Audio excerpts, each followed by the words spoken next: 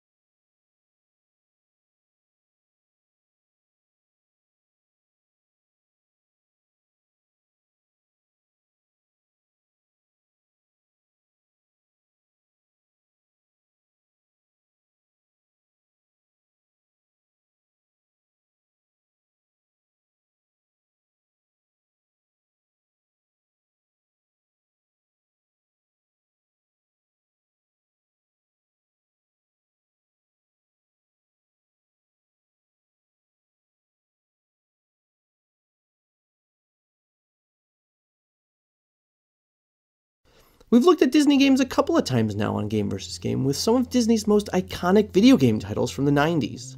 But I'd like to go all the way back to what made Disney, well, Disney. Mickey Mouse.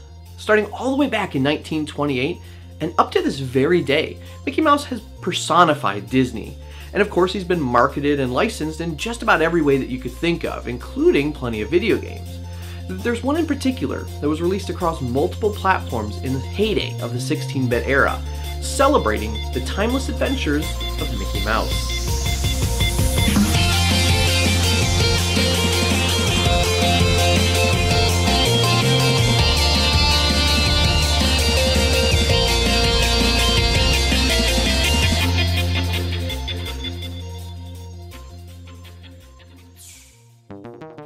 Mickey Mania: The Timeless Adventures of Mickey Mouse is a platform game developed by Traveler's Tales and published by Sony ImageSoft in November 1994, simultaneously across 3 platforms: the Super Nintendo, Sega Genesis, and the Sega CD.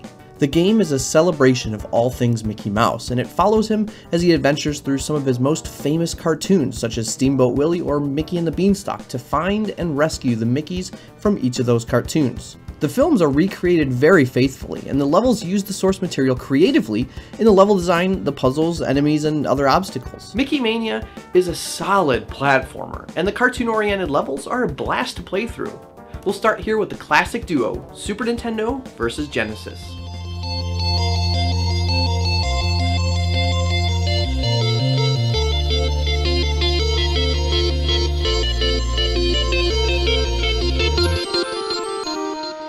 Now at first glance, these two seem to be very similar, but trust me here, the disparity between these two manifests itself in some very big ways. Most notably, get used to seeing this.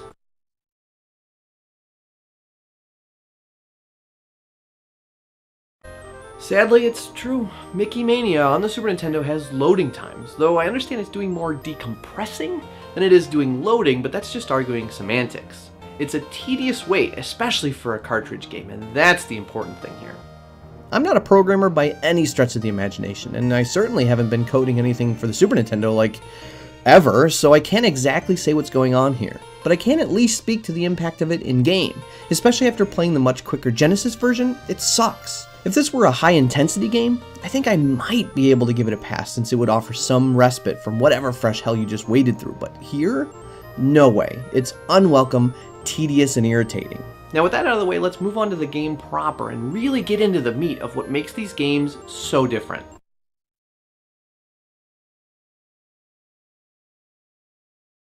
See what I mean?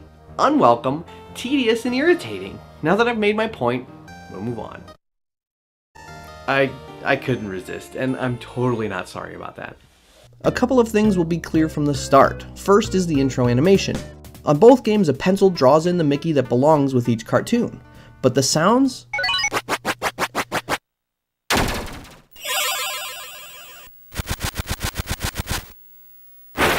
are drastically different.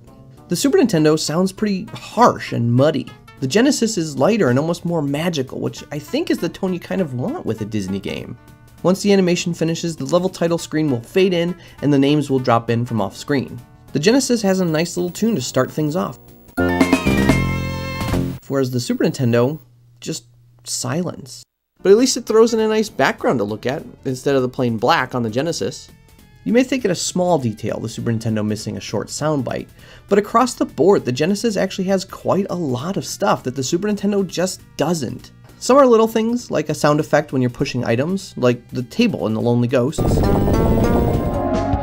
Others are presentation touches, like the few places where Pluto appears, like at the beginning of the Mickey and Beanstalk level. But there's also much larger and much more important things missing from the Super Nintendo, like levels. Oh yeah, Soups is actually missing 2 levels. The first being the staircase descent in the Mad Doctor level. The other is a hidden level in the Genesis based off the band concert cartoon. Both completely absent from the Super Nintendo. Yeah, it's a secret level in the first place, but still, the Super Nintendo version is already feeling like an incomplete game. This just puts another nail in the coffin. So that begs the question, with all the stuff that they left out, did the Super Nintendo do anything to make up for it? Well, no. But sort of. It did one thing dramatically better than the Genesis, the end of the flooded hallway in the Lonely Ghosts level. You follow this ghost in a boat along the hallway on floating barrels that sink after a little while. Once you're at the end, you're supposed to hop off, the water drains, and you move on. In the Genesis, it's a crapshoot at best, and your timing has to be pixel perfect. I guarantee that you'll spend all of your lives here the first few times you play. On the Super Nintendo, it's a much easier endeavor, because the game allows your barrel more time before sinking, so that you can continue moving left to trigger the water draining. Now you'd be correct in thinking that this is a minor detail, it totally is, but I can't really think of anything that the Super Nintendo offers that is substantially improved over the Genesis. And at this point, if it's going to be anything, it'll be this. The music in the Super Nintendo version is very good, and some of it is completely unique from the Genesis counterpart. Each track that is the same is generally more robust on the Super Nintendo, but that also means that it seems louder in the overall mix. I can't tell if it actually is, or if it just seems that way because there's sort of more proverbial meat on the music bone. The Super Nintendo offers more instrumental sounds, which you might be able to argue that it seems technically superior to the Genesis, but because of the louder mix, it can sound almost garish and out of place compared to the Genesis. Take the Steamboat Willie level, for example.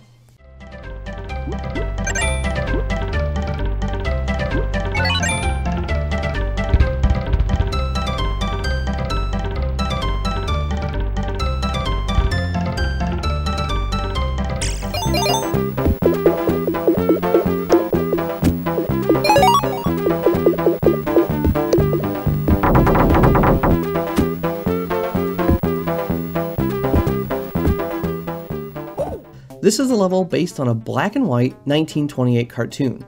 Now you may disagree with me, but I think the louder music and sounds of the Super Nintendo, while sounding perfectly fine on their own, sound far too modern.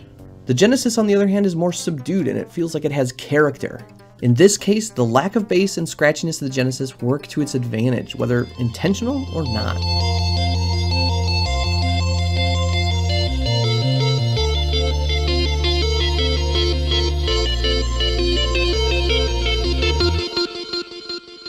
And so, that is the Super Nintendo and Genesis versions of Mickey Mania.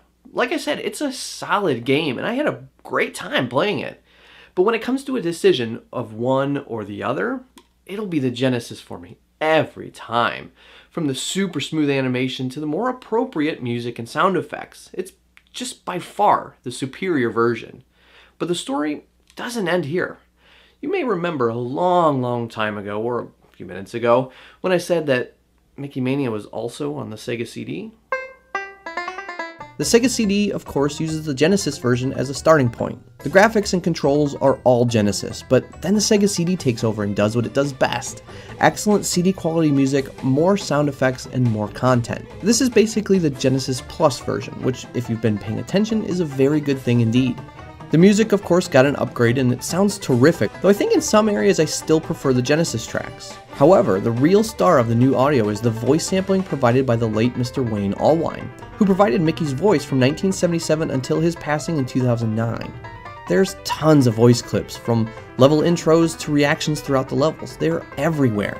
It takes an already charming game and adds a new layer of depth to it, bringing the game and characters to life. But don't let me just tell you about it. Take a listen.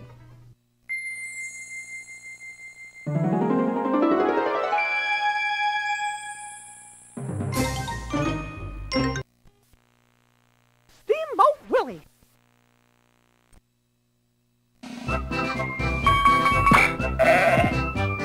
Hiya, Mr. Goat. Uh-oh. Woo! Hi. You look awfully familiar.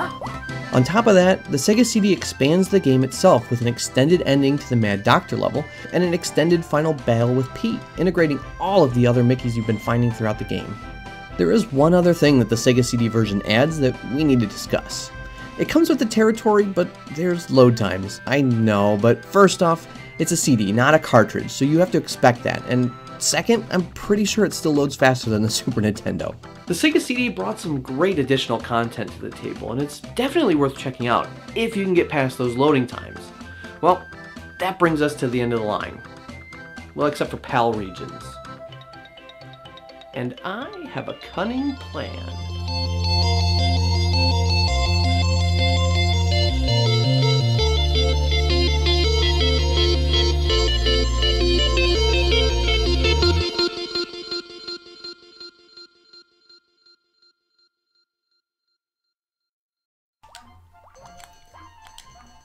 This game's so good. I can't believe how cheap it was as well. I think I need to review this one day.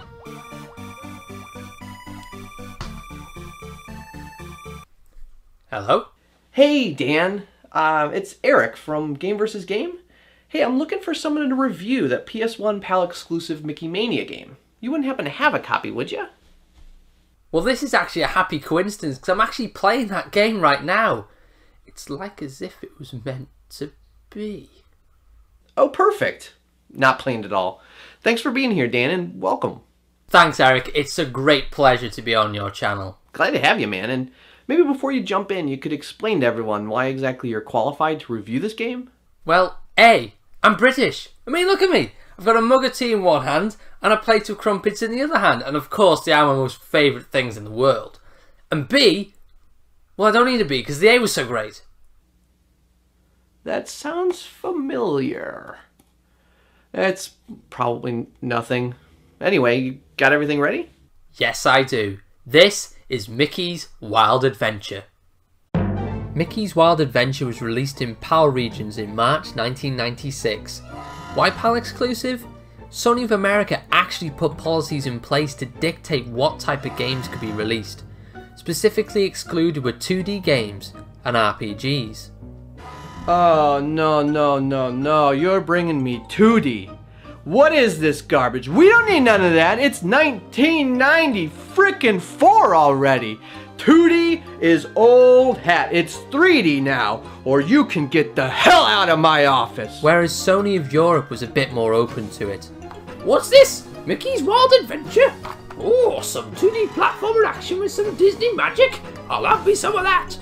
Once Bernie Stoller was gone, aka the man responsible for those policies, Sony of America had a new song to sing. Hey, maybe you could throw some of those 2D games my way, maybe some of those RPG games.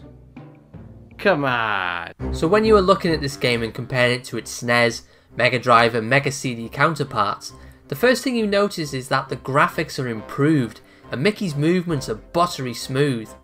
In fact, for this version of the game, all the sprites were remade. You can tell that the developers worked with Disney animators when creating the sprites for the game. The other time I remember Disney animators being used in the development of a game was with Aladdin. However, it wasn't just the sprites where the Sony PlayStation was used to the full advantage with the game.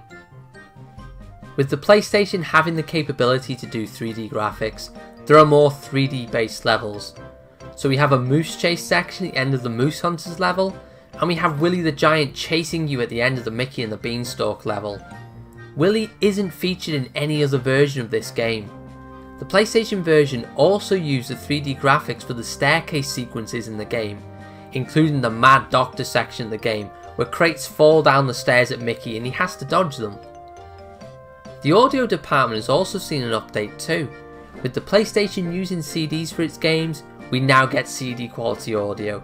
The Mega CD had CD quality music, but the PlayStation's audio sounds so much better by comparison. Mickey also speaks in the game and talks about his surroundings. Oh, baby spider! Hiya, Mr. Goat! Look out for the bats! So now that we're all on the same page regarding the differences between this version and all the other versions, what did I actually think of the game?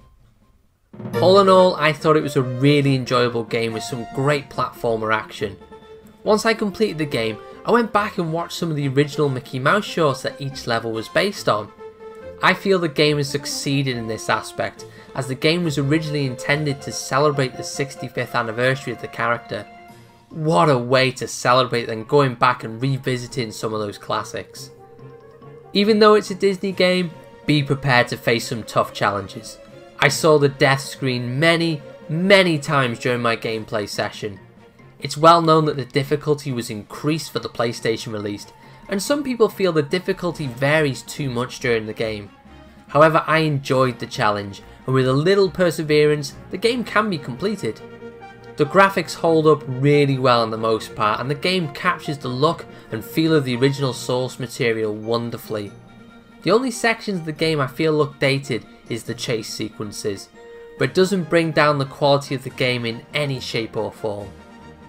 So if you're a PlayStation collector and you're after something with some great platforming action, some catchy tunes throughout, and a hint of a challenge, then pick up Mickey's Wild Adventure. I guarantee you won't be disappointed. If you're in the UK, you can pick this up reasonably cheaply now, to be honest, so there's no excuse. Yeah, you weren't kidding. It's super cheap, and it looks like you got it on the PlayStation Store too? Man, it feels weird to be on the other side of this. It's usually you guys that didn't get the game. Well, on that bombshell, I'll leave you to finish the review. But cheers for having me on the show, Eric, and I'll let you finish up. Thanks again, Dan. And with that, the complete story of Mickey Mania has finally been told. And it seems a crying shame that we didn't see the PlayStation version back in the day in the US. But for the versions that we did get, the Sega CD seems to be the complete package, but it's very difficult to recommend as definitive because of all those load times. Thankfully, you can make just as strong an argument for the Genesis version, which is my recommendation here today. Either way, it's an easy win for Sega today.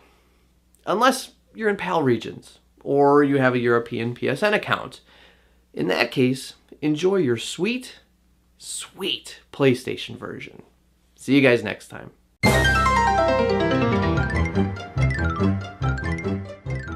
Hey everyone, thank you so much for watching, and of course,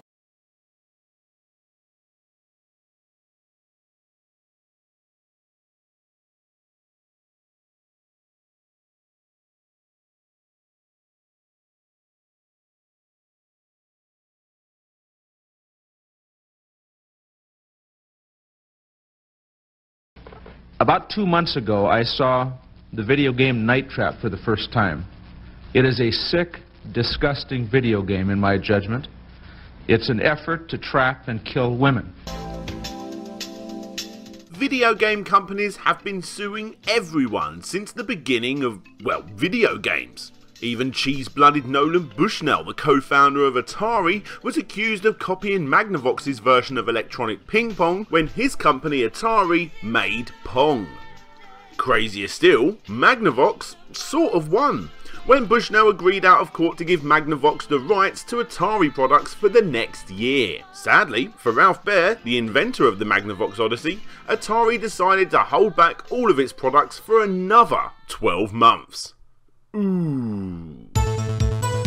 Yep, video game lawsuits have been around literally since the beginning. But between all the fake Pac-Man clones out there, nobody's more guilty of this tomfoolery than the Big N. Leave luck to heaven? Yeah, that and about 1,000 of the most overpriced lawyers money can buy. Nintendo love to bloody sue people. Like the time they sued Blockbuster for renting out their games, or the time they sued the game Genie for modifying their games, or the time they sued James Burt for illegally uploading their games. Well, okay, that last one was fair enough, even if they did randomly decide to give him a free statue of Ganon after they won the case, presumably just to rub it in. However, today we're not looking at the crazy amounts of companies that Nintendo have sued, but instead we're going to be looking at the companies that have sued Nintendo. So pick up your gavel and don your best short wig, for I am Daniel Ibbotson, and this is 4 times Nintendo got sued and won.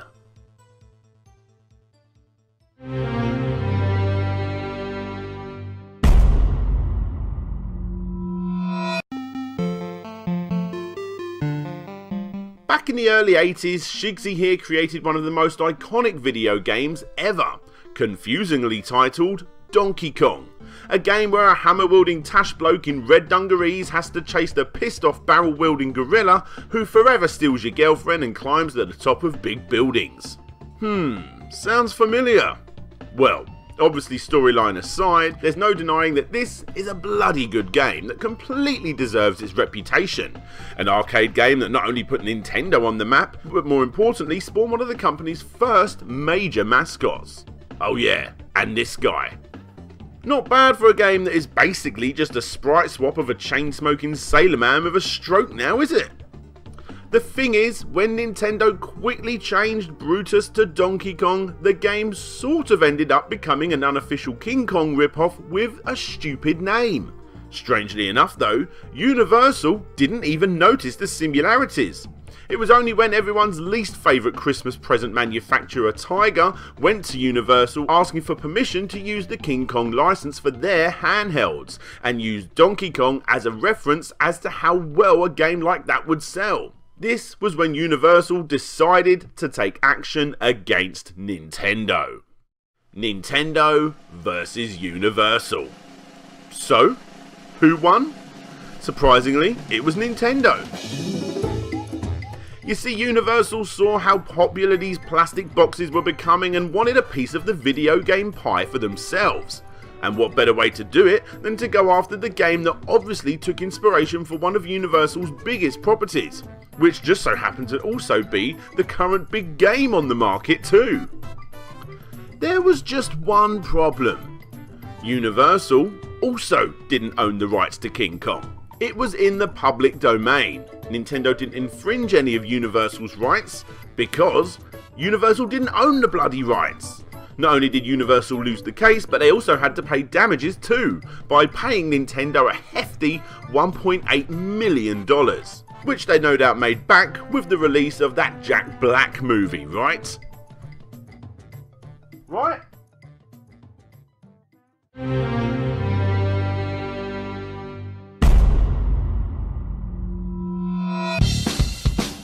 The LEGO games, the closest thing we'll have to a long-running, decent 3D platform series that can be found on all platforms, most notably Nintendo. But as you may have guessed from the title of this segment, even with the close partnership the two companies seem to have nowadays, in the past, they didn't exactly play well. Because, you know, the name LEGO comes from the Danish term leggot, meaning play well.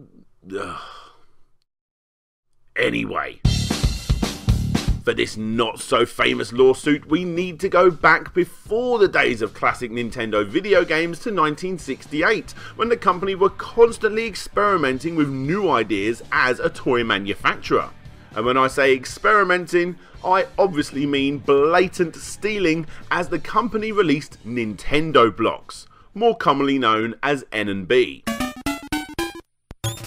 An obvious rip-off of the more popular Danish-originated toy that only started being sold in Japan 5 years prior. But was N&B really just a carbon copy of the increasingly popular worldwide phenomenon that was LEGO? Well, of course it was. However, Nintendo did attempt to get around the idea of this being a straight copycat idea, even though the two fitted together perfectly, might I add, by not only slightly changing the underneath of the blocks, but also changing the word LEGO to N&B found on the top.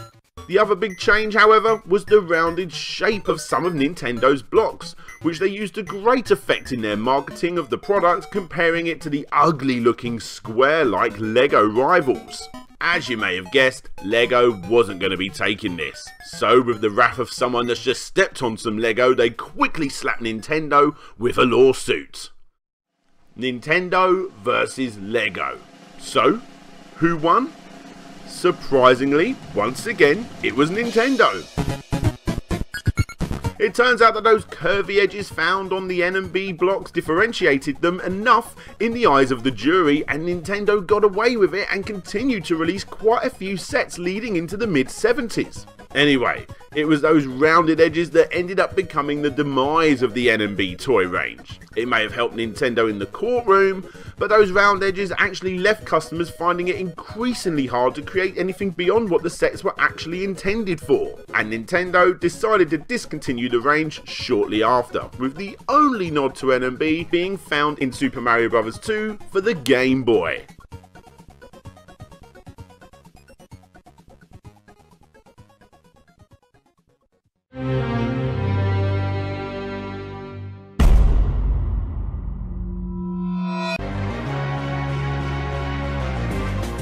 Back in the day, before every American that owned even the slightest patch of land tried to sue Nintendo and Niantic because Pokemon Go fans are trespassing on their property, in the early 90s, one of the earliest cases of a single family taking on Nintendo was the Michigan family, who were surprisingly also putting Toys R Us in the firing line, seeking $10,000 in damages due to the negative impacts the NES, primarily Super Mario Bros., had on their daughter Natalie. What impact, I hear you ask? Well, according to the family, when they purchased the NES and Zapper Gun attachment in August of 1988, she played the system so much that she started to feel numbness and tingling in her fingers, which eventually resulted in carpal tunnel syndrome, an often debilitating wrist disorder commonly found among computer users. Now, I'm not sure Nintendo and Toys R Us for that matter are really to blame here, as the family even boasted that the 15-year-old played the console for several hours a day, every single day. The issue they had was that Nintendo failed to warn consumers of the game's alleged side effects, and according to the family's lawyer, several similar lawsuits had popped up from other gamers too. Nintendo versus the Michigan family. Well, yet again, Nintendo won. This time during the trial, they quickly stated that they had not heard of any injury like this happening before, and made sure to include suggestions for playing in moderation and taking breaks from gameplay, something they're still slapping in our faces to this very day. A lot of the time, court cases like this are documented by the media, but the results are rarely publicised, so who knows what the damages ended up being for the Michigan family. However, this was actually the start of the popular phrase Nintendo thumb, which is used for anybody that gets a repetitive stress injury that causes swelling at the base of the thumb due to overuse of video games. But if you ask me, I was always more of a fan of the term Nintendinitis.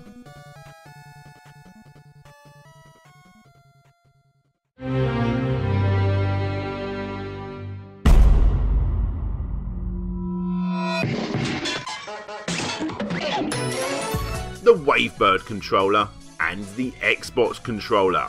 Easily the most comfortable and well designed controllers ever made. In fact, you're likely to see them at the top of pretty much every top 10 controller video on the tubes.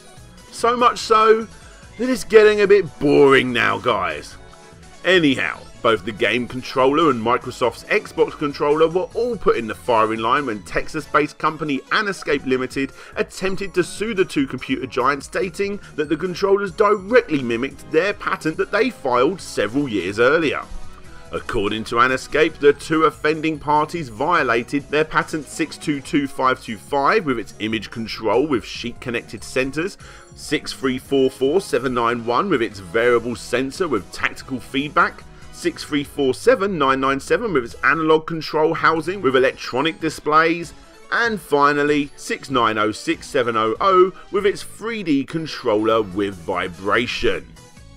That last one may sound familiar, as only a few years prior Sony ended up having to pay almost $91 million to Immersion Corp for infringing the copyright of these two patents, thanks to their popular DualShock controllers. It was no doubt because of this Sony case, as well as the crazy amounts of other patents filed against the two companies, that led Microsoft down the route of settling out of court for an undisclosed sum, which finally leaves Nintendo. Nintendo versus Anescape. And who won this time? Sadly for Nintendo, they lost. And not only was they charged with a $21 million fine in damages, but a ban was put in place on all Wavebirds, normal GameCube controllers, as well as Wiimotes and Nunchucks too.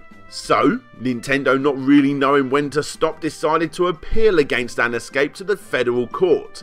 And luckily, Nintendo switched it around. They won! Now that may all sound honky-dory, but like I said earlier, Microsoft did actually pay out, and although Anescape didn't win the Nintendo trial, they still no doubt got hundreds of thousands, possibly millions of dollars by doing this. Which is why the Texan scumbags are still filing every imaginable patent they can muster up to this very day, recently resulting in a similar case against Apple. Either way, Nintendo vs Anescape was yet another victory for Nintendo, albeit an annoying one, proving that the plumber's base of operations are not to be messed with. Sorry Mad Cats, you almost had complete domination of Nintendo's controller market, but luckily for us, you're still just the controller you give your little sister.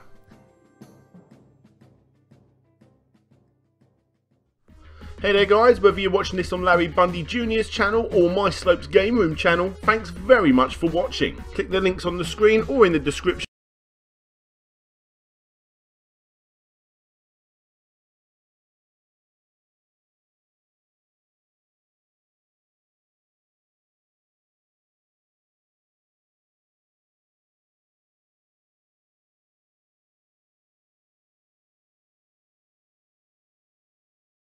In today's video, we're testing out different brands of ABS plastics, but the question probably shouldn't be which one's best, but should you even be 3D printing with ABS plastic at all in 2017? Let's get started.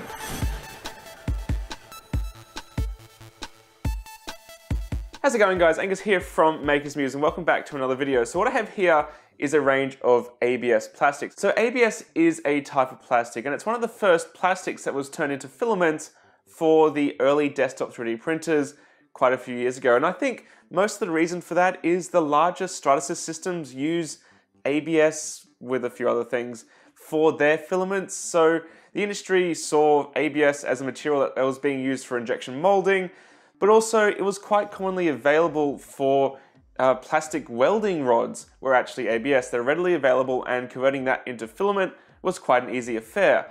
But why should you 3D print with ABS? Well, it has a higher temperature resistance to PLA filaments, and for a long time it was the go-to filament if you wanted something that was robust, durable, and suitable for functional prototypes off your desktop 3D printer. The thing about ABS plastic is it's difficult to 3D print. It shrinks and it warps and it needs a heated bed and in most cases an actively or passively heated chamber to stop the part cracking apart and failing in all sorts of miserable ways, which is why you won't really see people 3D printing with ABS much anymore. But what I want to go through today is a few brands of ABS and show you my results printing on the Up Mini 2, this little machine down here. The Up Mini 2 is one of my favorite little machines for printing high temperature materials and it prints ABS like a champ. So let's start with this. This is Hobby King brand ABS. It's the cheapest roll of filament I have in the workshop. It cost me $7.50 Australian dollars plus shipping per kilo. It's ridiculously cheap. And you'd think, okay, cheap ABS probably prints like complete garbage. Well, it doesn't actually. It actually prints pretty good. So the model I decided to use to test these filaments is this. It's a bunny with an infill lattice. It's actually quite challenging to print. And I originally designed it for the SLS test I sent to Formlabs, but I thought, you know, whatever, I'll try printing it in FDM. And to my surprise, the cheapest filament I own printed pretty much flawlessly. So the thing about ABS, this is printed at 0.2mm layer heights. It doesn't look that fantastic. Detail resolution on ABS isn't so high because it's a bit kind of globby, and the pigmentation of this filament isn't fantastic. But for an everyday ABS, yeah, I could print with this stuff all day. In fact, I actually bought a couple of rolls in different colors because it actually prints so well. The next ABS filament to test was this. This is Compositum Filament Series ABS. They reached out to me and asked if I could test out their rolls, and I said, sure, why not? The roll's quite nice, and the filament is actually quite nice, quite nicely wound onto the spool. It's a weird kind of creamy off color. You're unlikely to find pure white ABS. It's quite hard to find. But the print actually came out really good as well. It actually looked a lot like the sort of color you get off the Stratasys systems. And if I was going to print high quality ABS parts, I would probably go with this brand and this color. It came out good, and the detail resolution is fine. Next to test was this roll of Nakashii's Silver ABS. They sent this to me quite some time ago, and it's been open for quite a while. And again, this printed pretty decently. Unfortunately, the spool holder design on the Up Mini 2 sucks terribly. So I have it piping in from the side, and the bunny print has a few missed extrusion areas. I'm 99% sure that was because the filament was struggling to pull off the roll, not because the filament itself has any issues. But it's a nice grey. It doesn't really look silver to me, it looks grey. And it printed out good as well on the Up Mini 2. And just for a laugh, I tried to print with this. This is some ABS that I've had for a very long time. I actually found it in my old cupboard back at my parents' house, and it's from a high school I used to repair their printers. And it's about 7 years old. It's all wavy because I think it was rewound onto a different spool.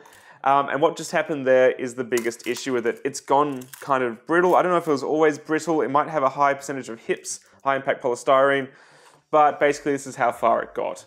The print got this far, the raft's welded to it, and it looks kind of crap. So yes, filament can get damaged over time, even ABS, but as I said, the Nakashii's roll's been out in the open for about a year, and this has been in a cupboard for several years. That's probably too much, but I wouldn't worry too much if you're printing stuff at least semi-regularly.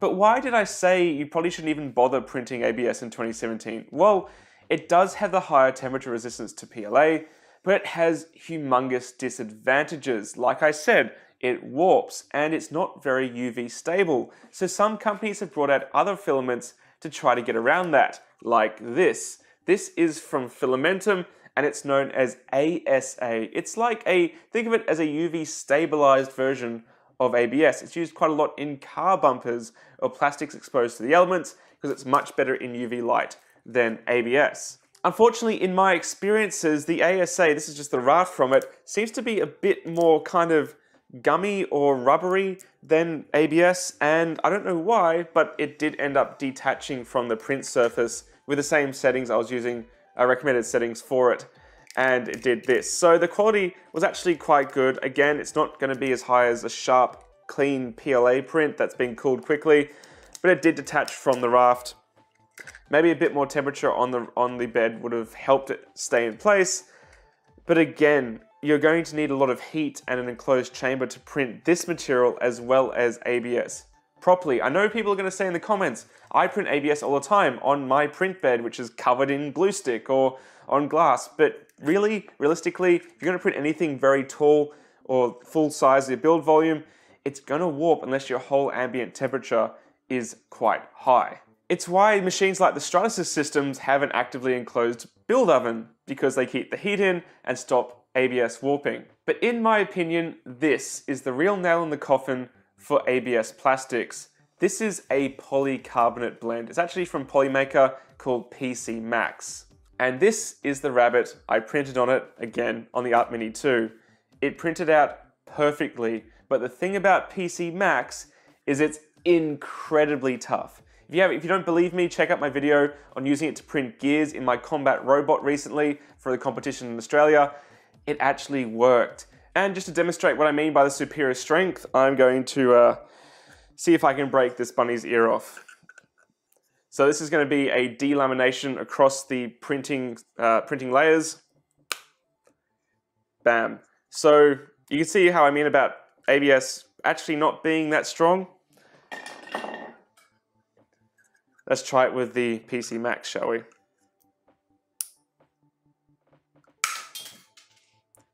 Yeah, that took a lot of effort and it failed, but it failed at the tip, not down the bottom. PC Max is nuts in terms of its strength versus ABS, and it prints in the same conditions, just a slightly hotter extrusion temperature than you would with ABS. So why would you bother printing with ABS when you can print PC Max or other polycarbonate filaments in the same situation? And Polymaker are definitely not paying me to say that at all. I love printing with this stuff. It's just really expensive. And yes, I get it, PC Max is a lot more expensive than this $7 a kilo ABS, and I do enjoy the fact that you can acetone smooth and acetone weld ABS prints together. That is useful, but the challenge of printing ABS, in my opinion, in 2017, just isn't worth it anymore. There's been so much research into high quality polymers for 3D printing that ABS has kind of been left to the wayside. It's an outdated filament, and that's just what I think of it. So thanks for watching, guys. Hope you took some information away from this video. And if you're new to 3D printing, I probably wouldn't try to print ABS to start with unless you really need the characteristics it has. I'll just go to PLA unless you have a machine dedicated to printing high temperature filaments like the enclosed Up Mini 2. And if you enjoyed this video on Maker's Muse and want to see future 3D printing tips, tricks, and reviews, hit that subscribe button. Helps us out a huge amount. And I look forward to seeing you again very shortly here on Maker's Muse. Catch you later, guys. Bye. Here's the latter half of the 20th century. And man has sent rockets into deep space. He has placed satellites.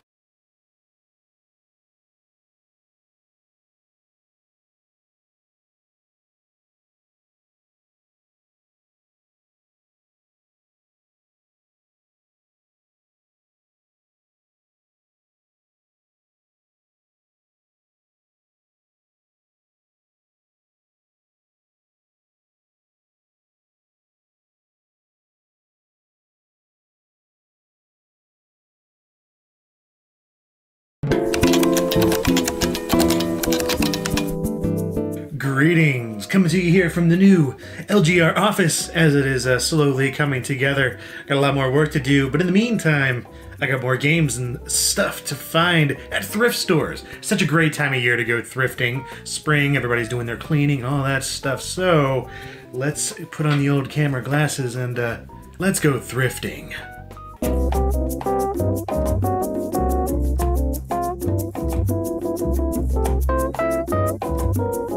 On to this Goodwill first, because I choose so. Such power.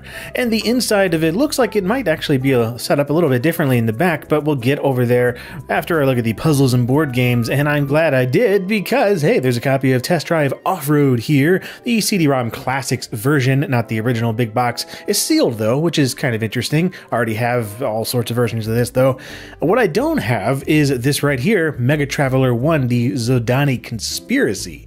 This is the PC version, and it's in pretty decent shape. Everything's inside of the box. I only had this for the Atari ST, so I'll be grabbing this. This is not a very common find, actually. Ooh, check that out. That's a Hoover. I mean, just like a Hoover. It probably, well, it probably sucks just as much today as it did back then, which is a good thing, I think. Vacuums. And then there's some gold things. It appears to be two golden hedgehogs with pink horns. For some reason, I think they were supposed to be party hats at one point or another, sold at Target, but they broke off and now they're just horny. Walking towards the electronics and happened to see a PC game thingy sticking out. This is Las Vegas Super Casino, something or other by Swift. Man, this is, it's Y2K okay. It hits all the right spots for me, just for really crappy software that I like to collect. Oh my, it looks like the back of the store is open. I'm always tempted to go back there and like scrounge through those blue bins, but you know, whatever, you can't do that. You just don't do that. You know, you don't work here, so yeah, I can't do it. But I always wonder, like, what's back there? You know, there's got to be some things that, anyway. So here, this caught my attention because it's in a brown case.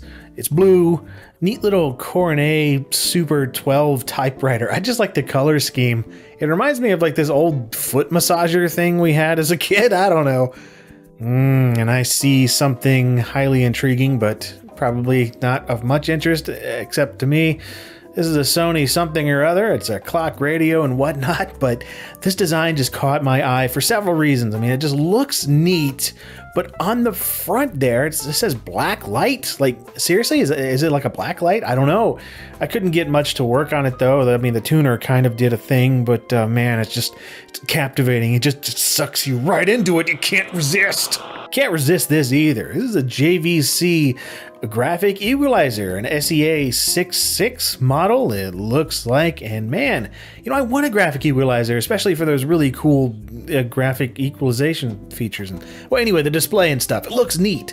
You know, VFDs and whatnot, and all these cool light up switches. It didn't look to be working quite right, though. A lot of the lights weren't working. Some of the switches didn't seem to do what they needed to. And there was a lot of noise coming through, but either way, it was neat to see one of these of this type. I don't see them very often at all. Here's something I've just never seen before, but man, I had to have it. This is a Video King switching box MPS 700 model, and look at the wood on the sides. Yeah, this is an RF box for switching video types, and you know, I don't really need it, but it just looks so cool. It's got friggin' blocks of wood on the side. I mean, I do need it. I'm gonna get it. You know, you can play video game on it. On to another Goodwill, and you know what? Whenever I step on the Lucky Rock, it's good, right? So it's got to be even better if I give it a little bit of a massage, you know, tap it a little bit. Yeah, there we go. Let's see if it worked and head on inside. And hey, look, there's a bunch of computer monitors here, including one by Mitsubishi. Oh man, did this one cheat on its emissions too? Down below the monitors, this definitely caught my eye immediately. King's Quest 6, still sealed. Sierra game in really pretty bad shape, even though it was sealed. And this is one of those cheap budget re-releases with a crappy box. There's no cardboard inside. Screw that.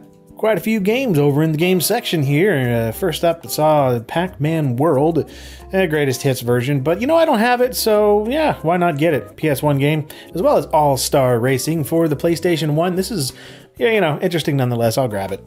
Also, I had Monopoly here for the NES. I already have this, but hey, NES cartridge in a wild, yay! Crap loads of copies of Darksiders 2 for PC down here, still sealed. And man, that is a lot of Sims 3 Showtime and other expansions. In fact, there's a ton of the expansions here and some of the starter packs and towns, and man, they're clearing these out from Target right now, so pick them up while you can. So yeah, I ended up getting that All-Star Racing, Pac-Man World, Zombie U for Wii U, which I used to have and yeah, got rid of it. Rhythm Heaven Fever, which here is pretty good. Jade Empire, Atari Anthology for PS2, and Chronicles of Riddick Escape from Butcher Bay for Xbox. So that's some games over in the auction case. And pretty impressive piece of equipment here, a movie projector, I suppose. I don't know the specifics of it, but it looks neat, as well as this Jurassic Park and Ghost posters. I want that Jurassic Park one. And check out the electronics selection today. My word, there's a lot to look at here, so let's just take a look at pretty much all of it. Starting with the telephone. Man, I love that design and all that text. It's awesome. It's just a freaking telephone though. And Caesar's phone, I don't know why it's Caesar's Etu phone. It's a phone. And there's some cool tape stuff down here too. We've got a JVC dual tape deck here with some HX Pro stuff going on. I mean, it's some pretty decent qualities right there. And I would kind of like that if I hadn't picked up that other HX Pro thing recently. Down below here, this is pretty fascinating. It's C3 Record X. This is like a multi-tape dubbing studio thing. You know, there was a church we went to as a kid. They had one of these. It was green. And yeah, you just stick the sermon tape on there and it would just duplicate a bunch of them at once and stuff. At least that's what I assume it is. And there's this kind of mixer deal here for cassette tapes by Tascam. And that's really neat. I liked a lot of their equipment, and man, these have got some satisfying dials and switches and buttons and things. More hi-fi equipment, Technics audio tape deck. Ah, that thing looks cool. So does this Pioneer receiver down here, an SX400. Man, that's tempting. That looks neat. I don't need it. I really don't. Got another thing lined up for, you know, Pioneer receiver goodness, but oh man, that is one colorful speaker right there. Looks like something out of Austin Powers / Powerpuff Girls or something. An interesting little boom box by Midland. That's cool. I like this sort of mix of aesthetics going on here. Got the piano keys, plus the different like actual switches and things. You know, those little tweetery speakers up top. That's just a neat kind of design. It probably sounds like junk. I don't care. Looks neat. What is this? A Miller Lite light? I'm not really sure. It looks like it plugs in or has batteries or something, but it's got, you know, you can put bottle caps in there. I don't know. What is the point of this? On the other hand, hey, look, there's some CRTs again here in Goodwill. I'm glad they're still selling them at this location. That's a pretty nice looking Sony Trinitron there. It's tempting. And I mean, look at all these things. I mean, there's so many CRTs showing up again at a lot of good looking stuff too. Most of them are like $5. So, you know, if there's a Goodwill near you that's selling some TVs that are still CRTs and whatnot, then you're in a market for one. This is the time to get them. I'm sure they can't be around much longer, right? How many of these are still in people's homes? Another nice Trinitron. I gotta say no. I gotta say no to this too, even though it just looks so cool. Look at this. Little Samsung black and white TV. It's like a 10-inch thing. It's really clean. It looks really nice. It needs more wood grain though. That's my only qualm. Needs more wood grain, and it's $15, so you know, I'll pass on it for now. But those dials, man, those dials. It's a chip and dip. Over with the VHSs and records and stuff, see some 8-tracks here, which is actually a little more decent selection than I normally see at Goodwill. We got some friggin' Alan Parsons Project in here, and some Van Halen, Billy Joel, and Fleetwood Mac. I mean, you know, some things that I'm almost half tempted by. I might come back later and get some of these, but not today. On to yet another Goodwill, because the day is not over yet. Hey, double thumbs up, bro. Right inside, mixed in with a whole bunch of junk, you see something by the Ink Spots, their greatest hits on stereophonic tape. Yeah, this is a reel-to-reel album released on reel-to-reel tape, and yeah, that's kind of cool, actually. In fact, I'd like to get this, even though I don't really recognize too many of these songs by them, but I don't know if it's working or complete, or I just don't collect these really yet. What I do collect, though, and what I would get if it weren't more money than it should be, Microsoft Flight Simulator here. This is like the MS-DOS one on CD-ROM, like came out around 1994, whenever this one did, and that's pretty cool. I would like to get that, but $15 no, I'm gonna wait for a price drop or something. Let's head on to the back of the store in the electronics, and oh no, everything looks different. It's like vertical instead of horizontal. What is this? It bothers me. The electronics are still here, but they're over somewhere else now. I did happen to see this though, a PlayStation 2 with a strange bulbous add-on on top. It looks super cheap, but hey look, it's got an LCD screen. I remember when these things were like all over the place. They were relatively affordable, but it made it like a portable DVD player, especially if you plugged it into a car, had like DC power, and you know, I'd kind of like to grab one sometime just to screw with it, see how crappy the display is or how good it is. But yeah, not this one. It looks like junk. Oh no, Elmo, what happened to you, man? Oh, Elmo's arms have been like janked. I'm sure they maybe he's supposed to animate, or I don't know, but it looks like somebody broke his arms. This is a Buckaroo Bank. It's basically a slot machine that is one of those sort of, it's like a piggy bank, except it works. It's like a slot machine, man. This is really neat. A friend of mine had this, like when I was, I don't know, 7 or something, went over his house. He was friggin' rich. He had all these cool toys, and this is one of them. I'm gonna get this because I've earned it by now, dang it. And on to one more Goodwill before it starts to rain. And inside, I am attracted to this pair of Marantz speakers. Instant love. $45 though. Maybe a good deal. Yeah, I don't know. I'm gonna pass for now. Come back maybe another day. In the case below that is a whole lot more of these reel-to-reel albums. Some recorded, you know, just randomly by whoever on like Akai tapes, but a lot of these are actual albums legitimately released on reel-to-reel tapes. These are cool to me, that is. Okay. They've rearranged here too. You know, this must be just like a May thing. Goodwill is moving everything around, but yeah, the media is up against the windows now, which makes it all get sun bleached and stuff over time, but whatever. There's some Sims things in here, but not much else of interest today. This was of interest though. Look at this vintage chair. That's a vintage chair, all right. This looks like something Ramsay Bolton would like strap someone to hack off their nuts and do weird things to them. Sorry, I've been watching Game of Thrones. But yeah, you know what? This is an ugly chair. It's too ugly for me even. And yeah, this store as well has removed their electronics section where it used to be, and now it's just full of Target clearance junk. However, it's still here. It's just been moved around the corner. Not as much though. I think they've just tossed a bunch of things or sent them off to the outlet center or something. I did find this little doohickey, which it just got my attention because it has a big old honking antenna on top. That just gets my attention. This is just some sort of basic terminal doohickey for scanning credit cards and doing payment options, and yeah, I don't know. Behind the Christmas tchotchkes, we've got a VTech learning window. This is a little computerized toy thing for kids from like 1986. It's a really cool design. You got these cartridge kind of deals. It's programs and overlays that go onto the keyboard there, and it teaches kids how to do things with an animated dot matrix display.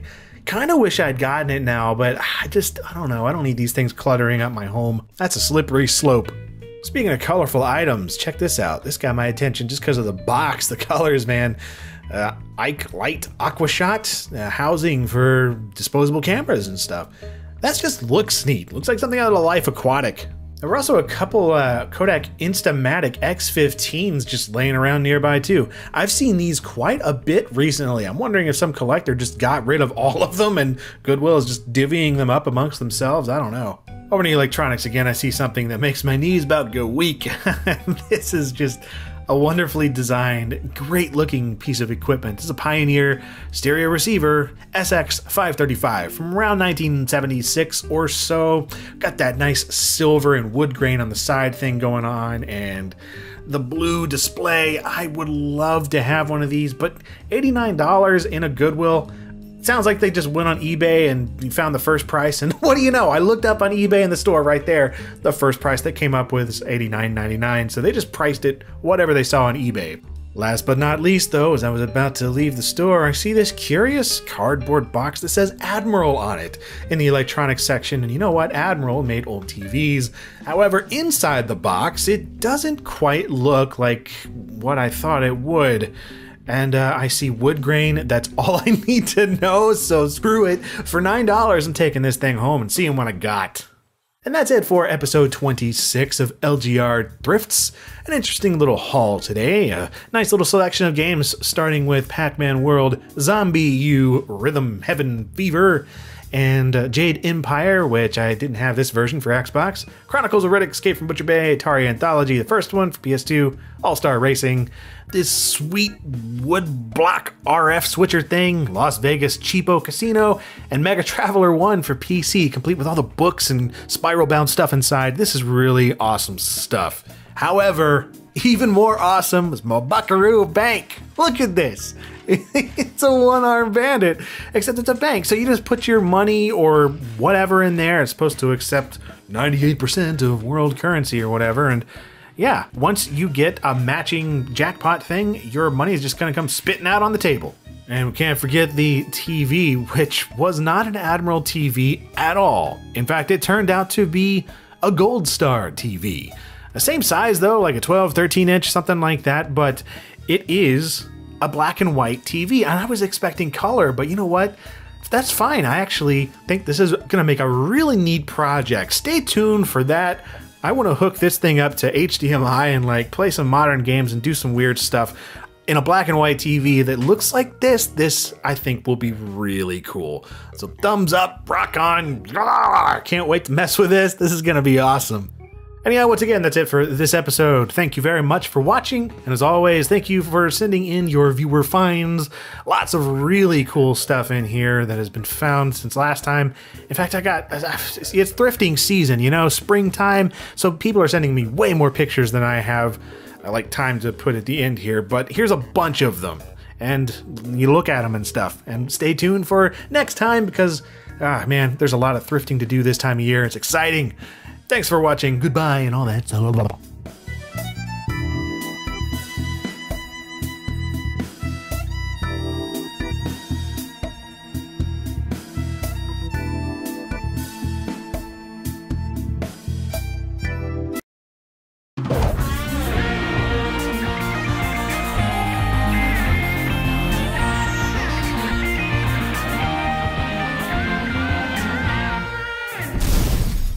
Hello and welcome to GameSack. Again, we're talking about some games that push the hardware limits of the console that they run on. Yeah, this is our 4th episode of this, and honestly, I didn't think we'd get past number 2 because I'm like, well, there can't be that many games, but there are. We're still finding games that push hardware limits. And there are a lot of different consoles which have games that push their limits. Mm-hmm. And with that said, let's get right into it.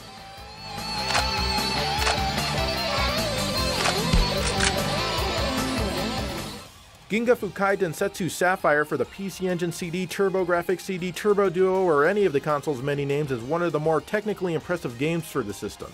This one requires the arcade card, but this card only adds extra RAM, not any hardware power. This one is a vertical shooter, and it tries to do with this genre what Gate and Lords of Thunder did with horizontal shooters. While I'd say that the game isn't even a fifth as good as those, it's still extremely fun and pulls off some nice tricks. You may even notice some polygonal enemies attacking you in different stages. These look pretty cool, but they're not actually polygons. Instead, they're digitized sprites. Yes, just like Donkey Kong Country.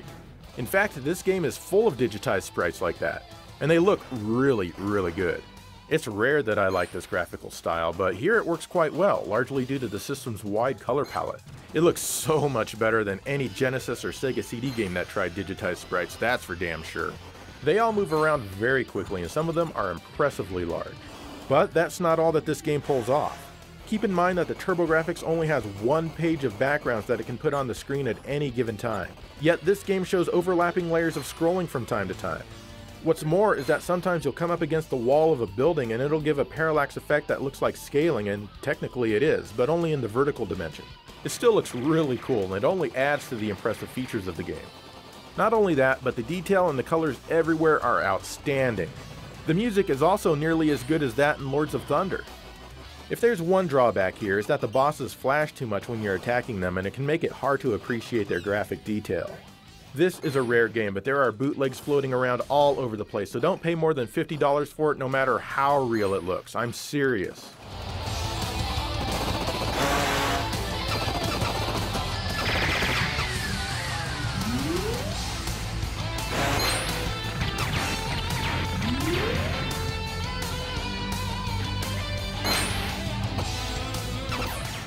Soulstar just might be the most technically impressive game on the Sega CD. I know we've shown this in the Sega CD episode and also briefly in the Genesis/Mega Drive Shoot 'em Ups episode, but it definitely needs the spotlight here as well, as it really does push the Sega CD. In fact, Core Design always pushed the Sega CD like nobody's business, and this was their best effort for sure. And what we're here to admire is how Core was able to get this kind of scaling and rotation performance out of the system. I mean, you've got backgrounds and sprites scaling all over the place like crazy.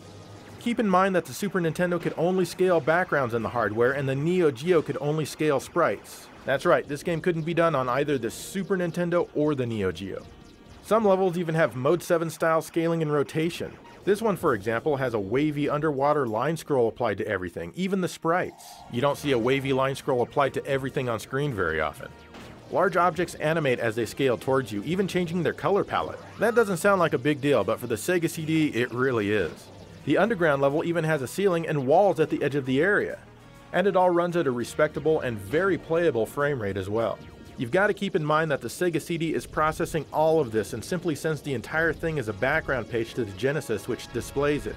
And there's only so much bandwidth here, and that really slows down how many frames per second there can be on the system.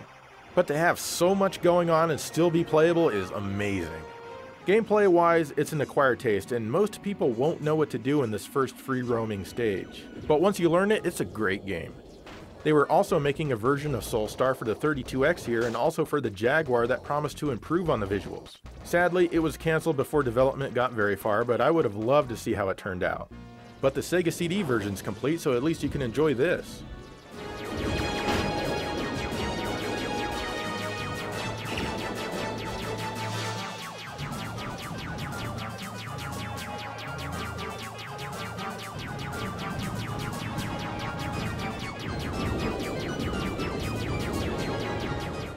And speaking of the 32X, here's Dark Side. This one was only released in Europe, and presumably they love the hell out of it over there. This pushes what the 32X can do with 3D visuals. All of the polygons are texture mapped, and that's almost unheard of on the system. There's even some light source shading going on, and I've got to say that's pretty impressive. Too bad the frame rate is so low, but I'm still surprised they were able to do it. As a game, it's absolute crap. Your goal is to fly around and destroy all of the meteors and aliens indicated by the little dots on your radar. Do that and then you'll dock back at the base. From there, you'll promptly fail the mission and then be sad that you probably paid a very inflated price for this game.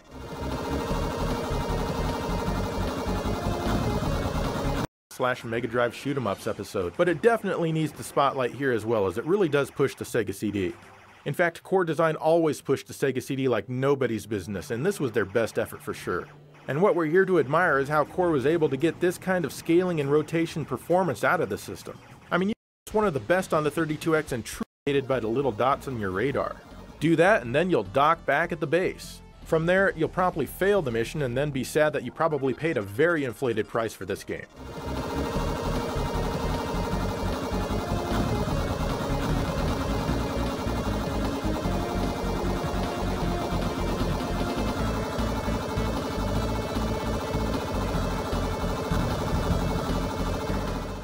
But the better 32X game with textures is Metalhead.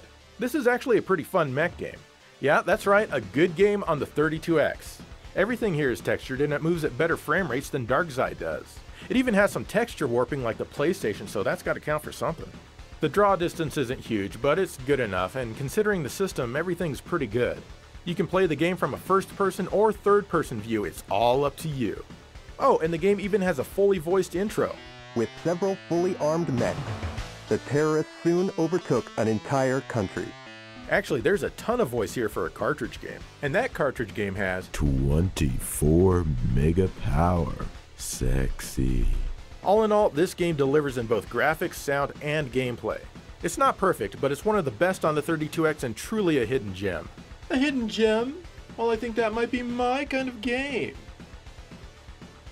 You got the point? I got the equipment. What do you want?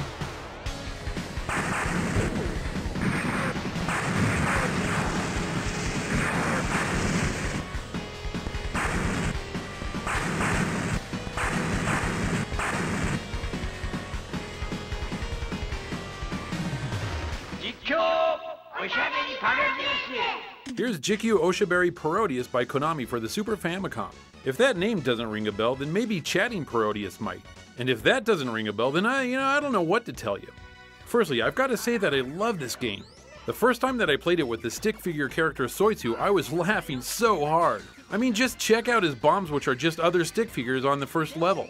Once they hit the ground, they start dancing to the music uncontrollably and not doing their job at killing enemies. I literally paused the game because I was laughing so hard.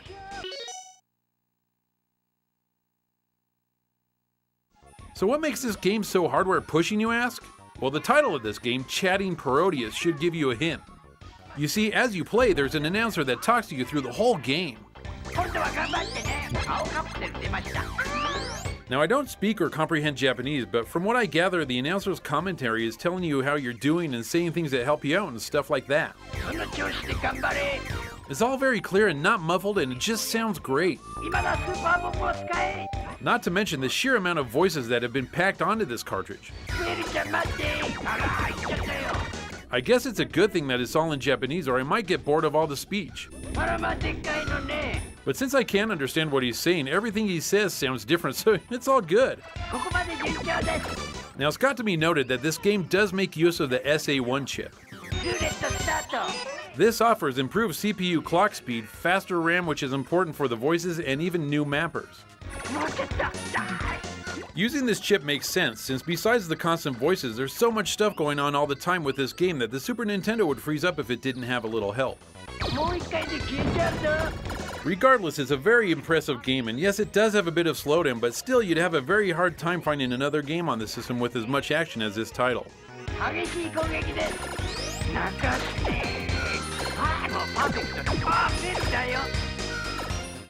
Staying on the topic of great voices, let's take a look at a couple of NES games. The first one is Bible Buffet, which is an unlicensed game by Wisdom Tree.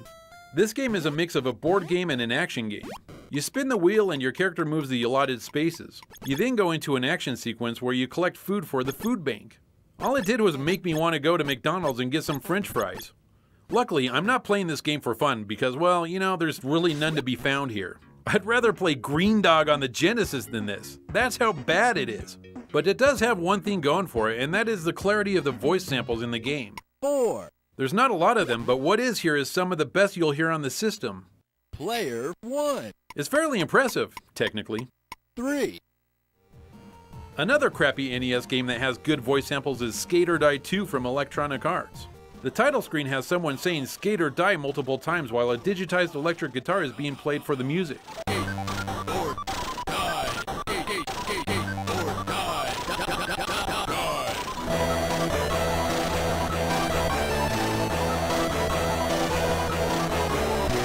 It doesn't sound like an electric guitar to me, but hey, it is what it is, and I applaud Electronic Arts for their efforts in using the NES to its fullest.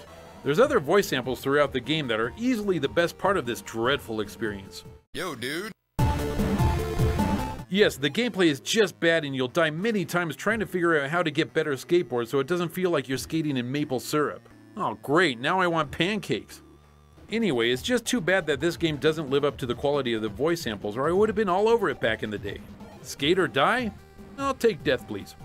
Major bummer, dude.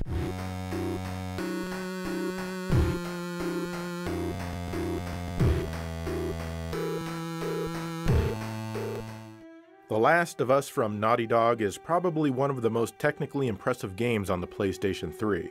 You play as Joel and some form of airborne virus or something breaks out, turning everyone into zombies.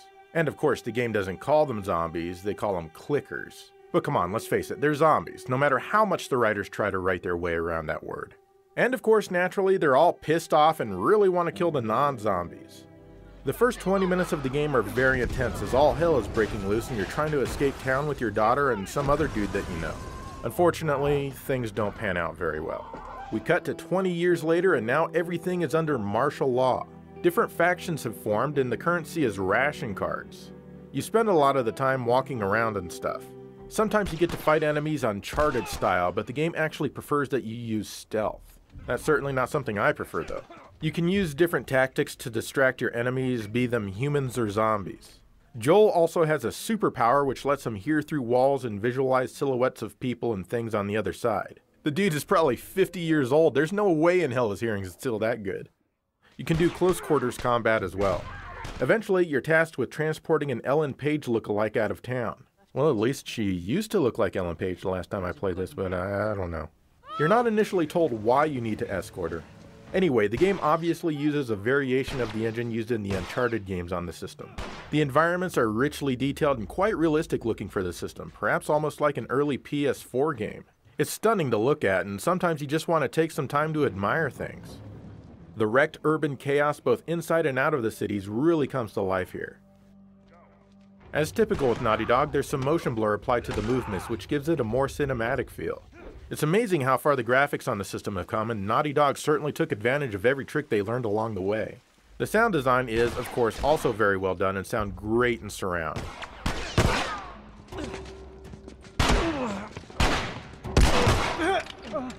If you want to play it for yourself, this looks fantastic for the system, but a slightly more enhanced version also exists on the PS4.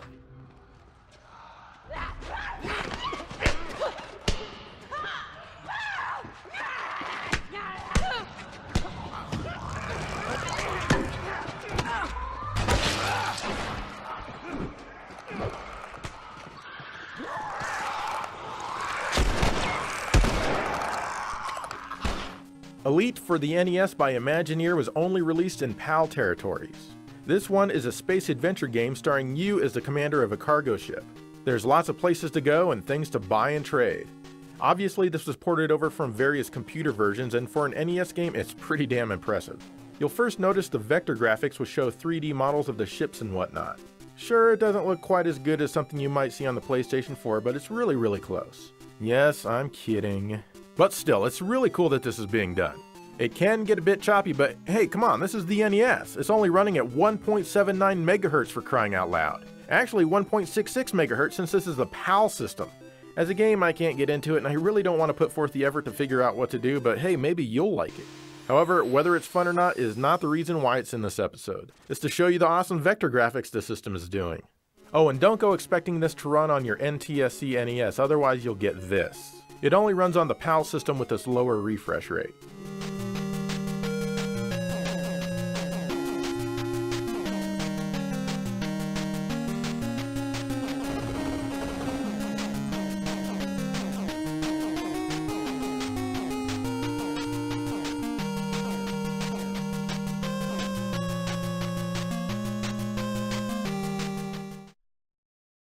Alright, Dave, I hope these consoles are not under a whole lot of stress running these games. I hope it's not physically imposing for them. You know, I felt mine, they didn't seem to be overheating or anything like that, but that I don't know if that's a sure sign, but whatever. Anyway, let's just get back to these games.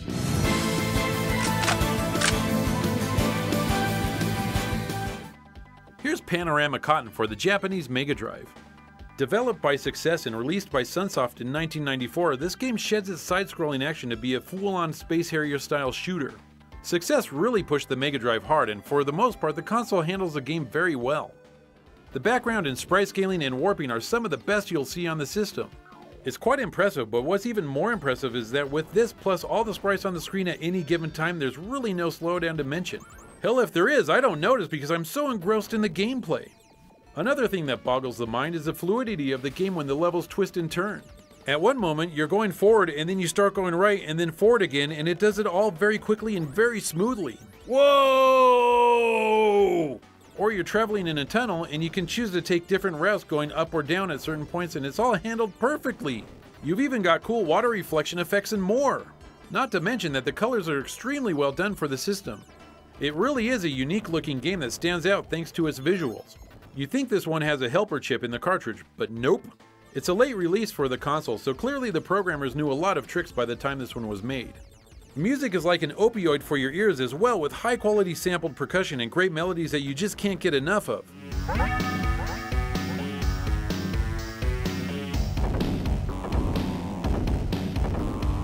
My respect for the Genesis went up a notch when I saw this, but you know, it's still pretty low in general though. Just kidding, I love the Genesis. Panorama Cotton is one of those games that is totally worth playing any way you can, and be prepared to be impressed.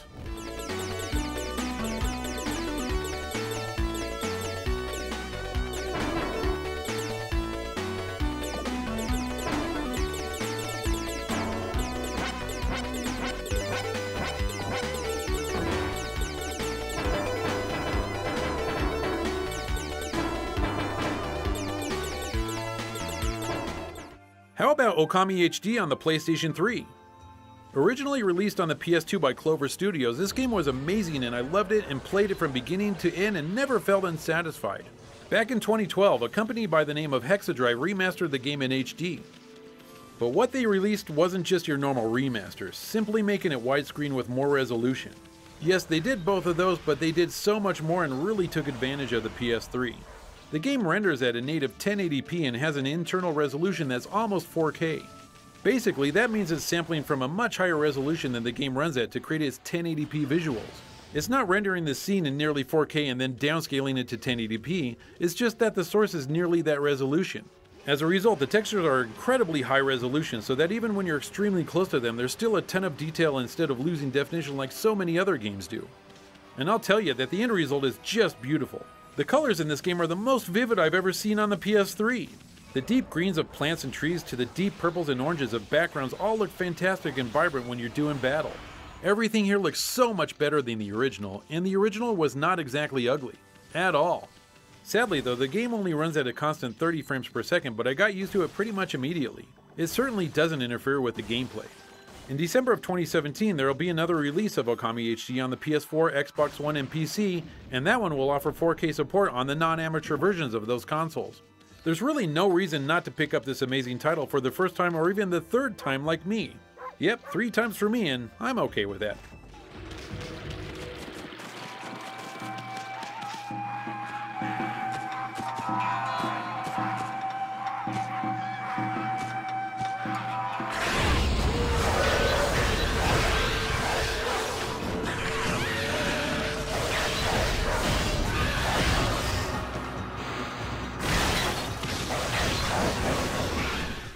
This is Days of Thunder on the original Game Boy. It's a racing game developed by Argonaut which has some vector-style 3D graphics. And it's pretty ambitious for the handheld. Your goal in life is to drive around in a counterclockwise oval. You'll likely never press right on the D-pad here. First, you're going to need to qualify, and that takes over 3 laps. This determines your starting position in the real race. And once you get to the real race, you have to compete against actual opponents. And be careful, because it can be easy to crash when passing here. The frame rate isn't bad at all when you're qualifying. Everything feels responsive, if just a touch floaty. During the actual race, things slow down as there are 19 other cars on the track now. These cars are all represented as bitmapped graphics instead of vectors. Days of Thunder on the Game Boy isn't a great game, but at least it's better than the movie.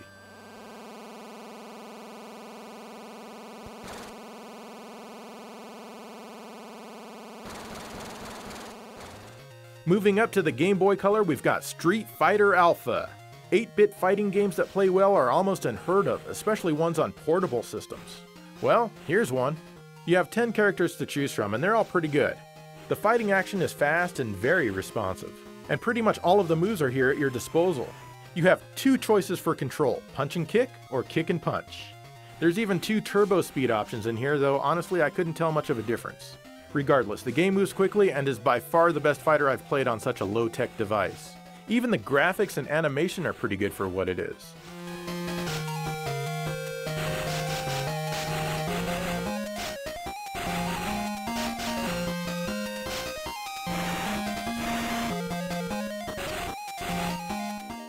You want hyper-intense criminal underworld 3D action?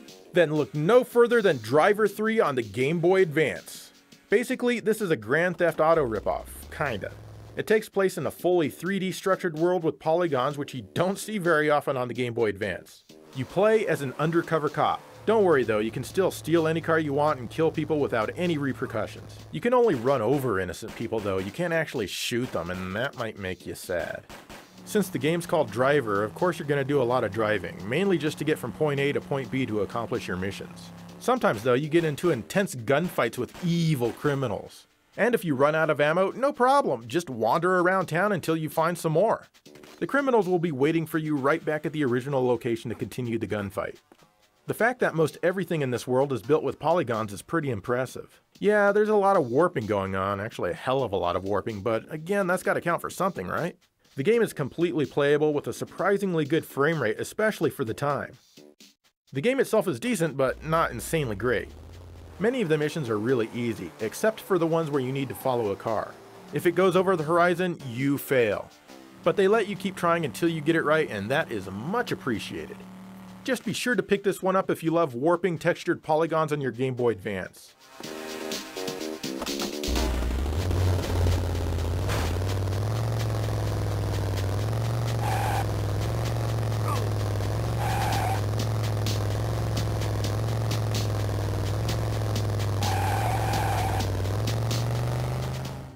This is Tetristar the Fighter on the Famicom, developed by Home Data and released by Taito in 1991. I'm playing a patched version with English text so I can understand what's going on in the story, since it's actually pretty interesting. So aliens are here to destroy Earth, and they're starting off in New York City. Yeah, you won't have any of that, so you get in your Tetristar Fighter to save New York and retrieve the robot dog navigator Omega. You then take the fight to the aliens' homeworld because that's what badass starfighters do. See, I told you the story was interesting. No? Oh well. Anyway, it doesn't take long for you to see that the game is fairly impressive to look at for the system. I really like the pseudo 3D effects of the scaling ground and things in the background. The levels are fun to play, and even though they have the same effect on the ground, they still feel very different. Even the stars in the distance of this level are scrolling upwards, which just adds to the effects. Ideas like this one really make the game look sharp. And for the most part, there's no slowdown. Oh, and check out the nice line scrolling effect after you defeat the second boss. The poor NES is struggling with it, but it still looks like something you're used to seeing in a 16-bit game, not an 8-bit one. The soundtrack also needs to be mentioned, as it has lots of classical music which strangely fits the gameplay. So yeah, this game was a nice little surprise. It's definitely fun and has lots of character on its own, but the special effects really make this game stand out. Home Data did an excellent job pushing the Famicom and finding out what its capabilities are.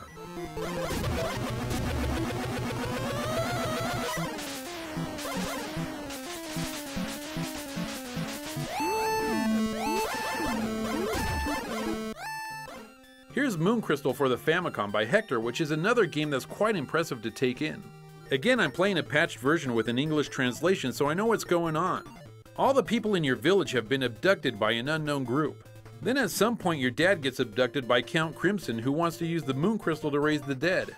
So off you go to save your dad and the Moon Crystal from the Count. It's a good storyline that's displayed throughout the game. Even the cutscenes are impressive with their scrolling backgrounds. The most impressive part though is how much animation every sprite here has for a game on the console. When you're used to games that have maybe a few frames of animation for character movement, and then you play this game where everything has a lot more, it makes you go, wow, this is crazy! Well, at least that's what I did. But of course, when you have this amount of animation, it's gonna make controlling your character that much harder. You can't turn around as fast as you'd like because you have to wait for your character's animation to finish. The same goes for ducking and jumping. These small actions need to be planned out a bit in advance. It's like playing Prince of Persia with how you have to approach the controls. It's definitely frustrating at times, but it is something that you can get used to. But you know what, the game is still fun. So not only is there tons of fluid animation, but there's levels with lots of layers of parallax scrolling.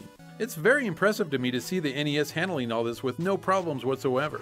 Whoa, this is amazing! How is it possible? This is one game that I wish I would have known about a long time ago, as it's stupidly expensive now, so I guess I'll just have to play on my EverDrive.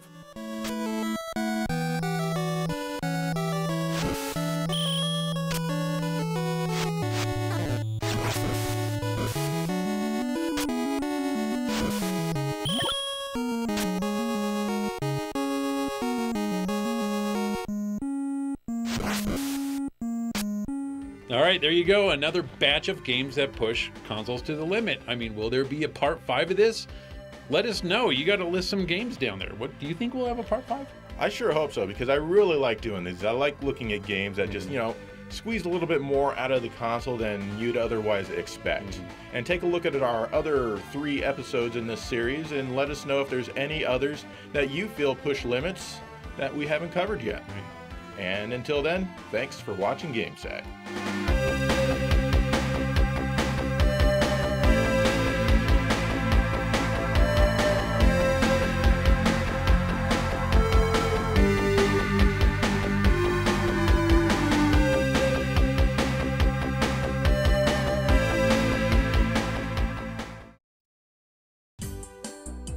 Oh, hey Dave.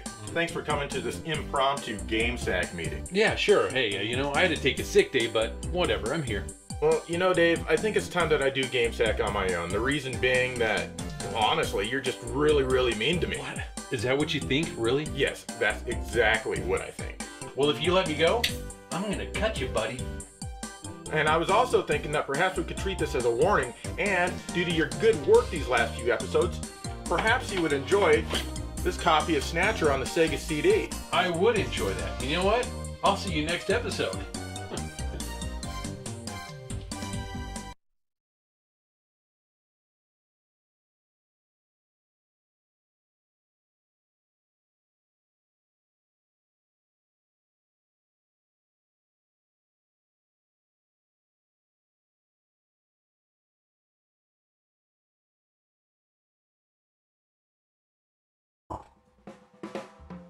Ever since I made a video about the TC1100 Windows XP tablet, I've received every kind of feedback imaginable. Some people talked about their own experiences with that tablet. One guy talked about his being Oh. But probably the most common response was along the lines of, is it from Windows 10? Received every kind of feedback imaginable. Some people talked about their own experiences with that tablet. One guy talked about his being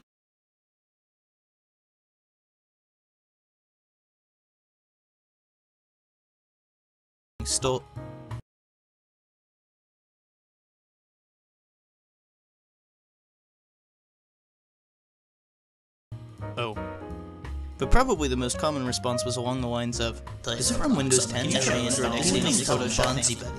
And so I thought it was only fair to test some of your wonderful suggestions. And so now, without further ado, it's time to play YouTube's favorite game show, Will It Run on the XP Tablet? That's right. Today I'm going to share the results of my totally scientific experiment to see what OSs and programs will run on the TC1100. Now for those who don't remember, or just haven't seen the first video I did on the TC1100, the tablet doesn't have a CD drive, so I used a bootable USB for nearly all the installations. I decided to lay the tablet flat to give everyone a better view of the stylus, and instead of using the included keyboard, I used this wireless one. Also, even though I currently have an SSD installed on the tablet, for testing I'm using the original 20GB hard drive that came with the thing. I've divided the operating systems into 3 main categories: versions of Windows before XP, versions of Windows after XP, and other. To start, I figured it'd be best to go back to some of the earliest versions of Windows. Interesting fact, up until XP, Windows was actually DOS-based, which meant that for each version I installed in this category, I had to install DOS onto the tablet first. There are 2 ways to do this. the traditional way through floppy disks, or the easy way by installing DOS onto a virtual machine and imaging it over to the tablet's hard drive. I did each way once, though I will say the virtual machine method was a lot quicker and easier for anyone planning on recreating this experiment at home. Now granted, I'm not covering every version of Windows since many versions look pretty similar to each other, but you'll at least get to see how well Windows 3.1 and 95 work on this tablet. First up, Windows 3.1. Since it needed 6 floppies to install, I decided to run the install in VirtualBox and then image the hard drive over to the bootable USB flash drive. After installing a driver so that 3.1 could make use of the ultra-high resolution 1024x768 display, things looked pretty good. Pretty much all of the programs work as you would expect, though unfortunately there's no support for the touchscreen. I was hoping that, since the boot screen does have pen support, the BIOS would be able to emulate a PS2 mouse, but that doesn't seem to be the case. I'm aware that there's also a version of Windows 3.1 specifically designed for pen computing, but I was unable to track down a usable copy to test. It didn't seem to take advantage of any of the tablet's special hardware, but speed-wise, Windows 3.1 ran pretty well. Next up is Windows 95. Installation was a bit easier since I was able to copy the install files right onto the tablet's hard drive, however I still ran into a bit of an error. See, Windows 95 by default is unable to make use of my tablet's 2 whole gigabytes of RAM, but after changing a quick setting everything ran smoothly again. Windows 95 in operation was very similar to Windows 3.1. It didn't have 1024x768 support out of the box and it didn't recognize touchscreen input. I did try to locate Wacom drivers for Windows 95, but unfortunately they didn't support my tablet's touchscreen. I can't say I'm very surprised though, considering the tablet itself was released about 10 years after Windows 95 was. A fairly common request was to try Linux on the tablet. I'm pretty sure no matter what distro I choose, I'm going to get plenty of people telling me what I should have tried instead, so what the heck, I'll just try Ubuntu. I loaded it onto the flash drive and booted right into it. Surprisingly, the latest version of Ubuntu, for x86 anyways, still supports this tablet and does a great job of making use of its more unique hardware. Granted, it runs like crap, which isn't the software's fault as much as it is the hardware's, but out of the box it was able to support the stylus, the native display resolution, the battery, and though I didn't catch it on video, the tablet's audio. As long as you're patient and don't mind single-digit frame rates, Ubuntu is actually pretty easy to get working on this tablet. I was actually really interested upon seeing a request to try Android x86. To be completely honest, I had never heard of an x86 port of Android until now, but it seemed like the perfect match. A touch-centric OS for an x86 tablet PC. Too bad I couldn't get it to work. I read it to a flash drive, I popped it in, I ran through the install menus, and I got nothing. Just this black screen. I could troubleshoot it, I suppose, but frankly, it's a Unix system. I don't know this. From what I could find, nobody else has been successful at getting Android x86 to run on the TC1100, but I did manage to find one guy who installed WebOS, and from what I can see, it doesn't look half bad. Alright, here we are, the moment you've all been waiting for, the modern versions of Windows. Which version is the latest that the tablet will run? Place your bets now. The installs from this point on were mostly the same. Copy a few files over from the original install disk, perform a little command prompt wizardry, pop it into the tablet, and let the software do the rest. At the same time, these installs were probably the longest. I didn't keep track of time for them, but they were definitely longer than all the previous OSs tested. First up is Vista. The installer didn't recognize the stylus, but other than that, things ran fairly smoothly. Vista was the first version of Windows to support tablet PC natively instead of in a separate release like had been seen with XP, and right away after booting up for the first time, Vista already supported the stylus, had a few fancy graphical effects for it, and offered handwriting input options. I had to manually set the screen resolution, but fortunately this time no additional driver was needed. The arrow theme in Vista was notorious around the time of its release for being hard to run on underpowered hardware, and my tablet is no exception. Some games have simplified graphics, and others run just plain horribly. Vista itself rated my computer a 1.0 out of 5 just because of the lackluster graphics card. Windows 7 was a lot like Vista. Same installers, same arrows, same 1.0. There were a few more toys to play with in 7, like the math input panel, but other than that, it really didn't offer much more than Vista had. Something I didn't mention that was added to Vista but still exists in 7 though is gesture support for the handwriting input panel. Now, words can be crossed out, split up, and corrected much more quickly. I didn't notice much of an improvement in handwriting accuracy from XP, but that was mostly because XP's handwriting recognition was already pretty good. The installation for Windows 8.1 took quite some time. The splash screen alone took about 10 minutes before the installer even started, but during the installation I noticed a few things. For one, there was finally support for the stylus, and it also ran in the tablet's native resolution. I expected that Windows 8.1 would be a pretty good fit for this tablet. It was recent, the Metro UI was designed to not be graphically taxing, and the one feature almost everybody hated, the redesigned start menu, was created with a tablet in mind. The first two turned out more or less true. I was able to get acceptable frame rates without sacrificing visual quality, and Windows 8 is still widely supported by Microsoft. The start menu though, well, let's just say it was lackluster to say the least. Even though it was optimized for touch, it still felt rather restrictive, even more so using the stylus rather than just a mouse. This is probably because I'm using a pen-based touchscreen and it was designed for a finger-based touchscreen, but still, it just doesn't work for me. At the very least, running Windows 8.1 on a tablet, I now finally see the appeal of having a full-screen calculator app. And finally, this brings us to Windows 10, the most recent version of Windows. This tablet is just barely within the system requirements of the OS, so will it run? The short answer is, I don't know. You see, just like how the Windows 8 installer took about 10 minutes on the splash screen before starting, I gave the Windows 10 installer some time. Nothing happened. No matter, maybe it just needs to be a bit longer. Half an hour, still nothing. I waited a bit longer, but it was becoming apparent that the installer was probably just frozen, and so I gave up. I heard all sorts of stories about this installation.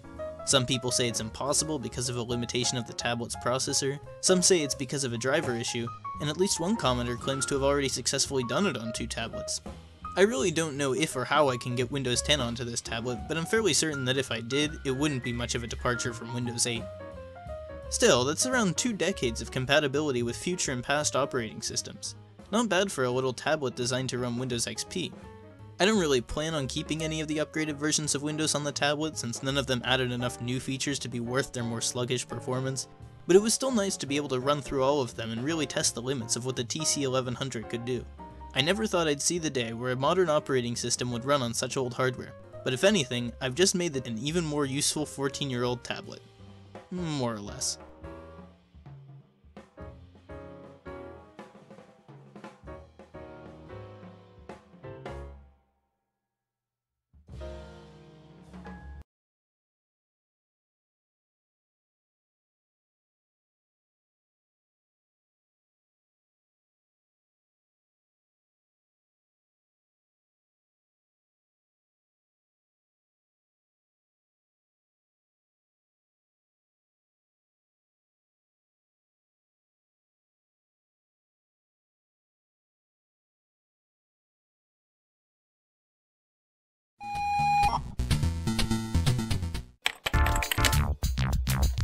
Some say that golf is a nice walk, ruined. Others say that golf games are a nice sit down, ruined.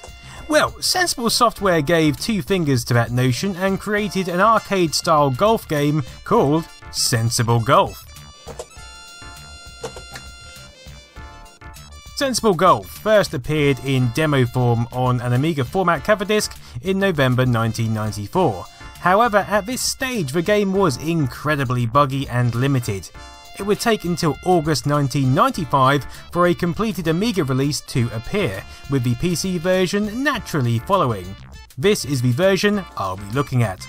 You can see from the box art alone that this game follows Sensible Software's previous style of game, and in fact utilises the same game engine as Sensible Soccer and Cannon Fodder. You can't beat economies of scale. This design aspect was, for many, its downfall, receiving some mixed reviews. However, for me and many others, it's part of the charm, and what made this actually one of my favourite golfing games. Although that's not saying much. You see, most golf games position you behind the golfer, and then you swing, wait for the ball to land, pick your club, look at the golfer, swing, look at the golfer, look at the golfer. It becomes tedious. Whereas Sensible Golf is slightly less tedious because it keeps the pace going. You can simply pick it up and go. And it's fun to play with groups of people or even by yourself, with or without computer opponents.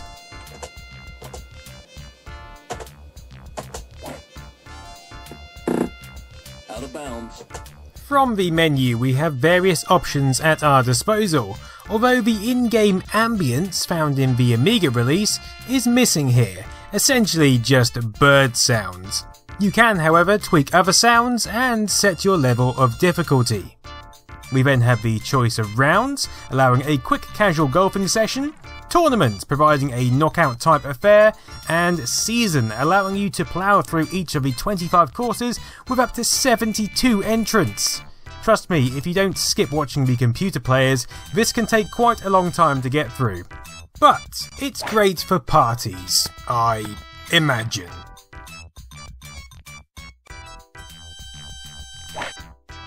We also get the choice of match play, stroke play or skins, which offer different scoring modes which I can't for the life of me be bothered to explain.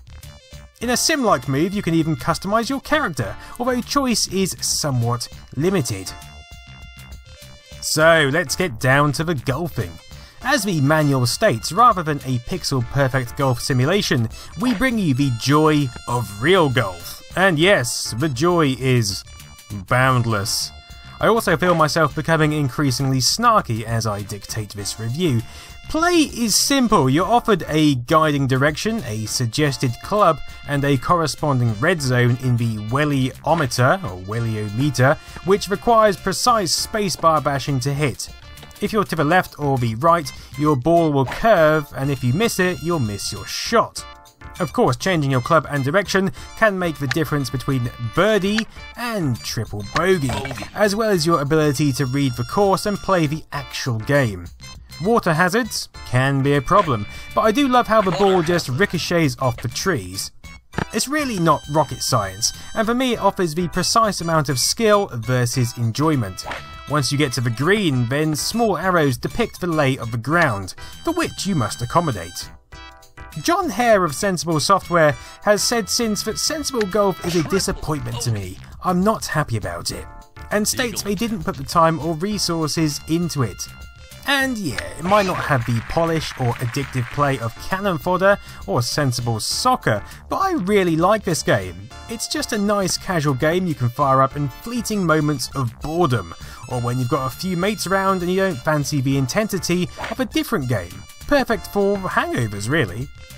I loved playing it on both the Amiga and PC in the mid-90s, and today it is just as playable. I'd recommend picking up a copy and taking a swing or two.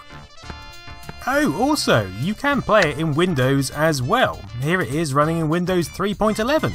A nice feature, although it can be a bit stuttery if you're running other programs. Not ideal when you're trying to hit the red zone in the weliometer. Double bogey.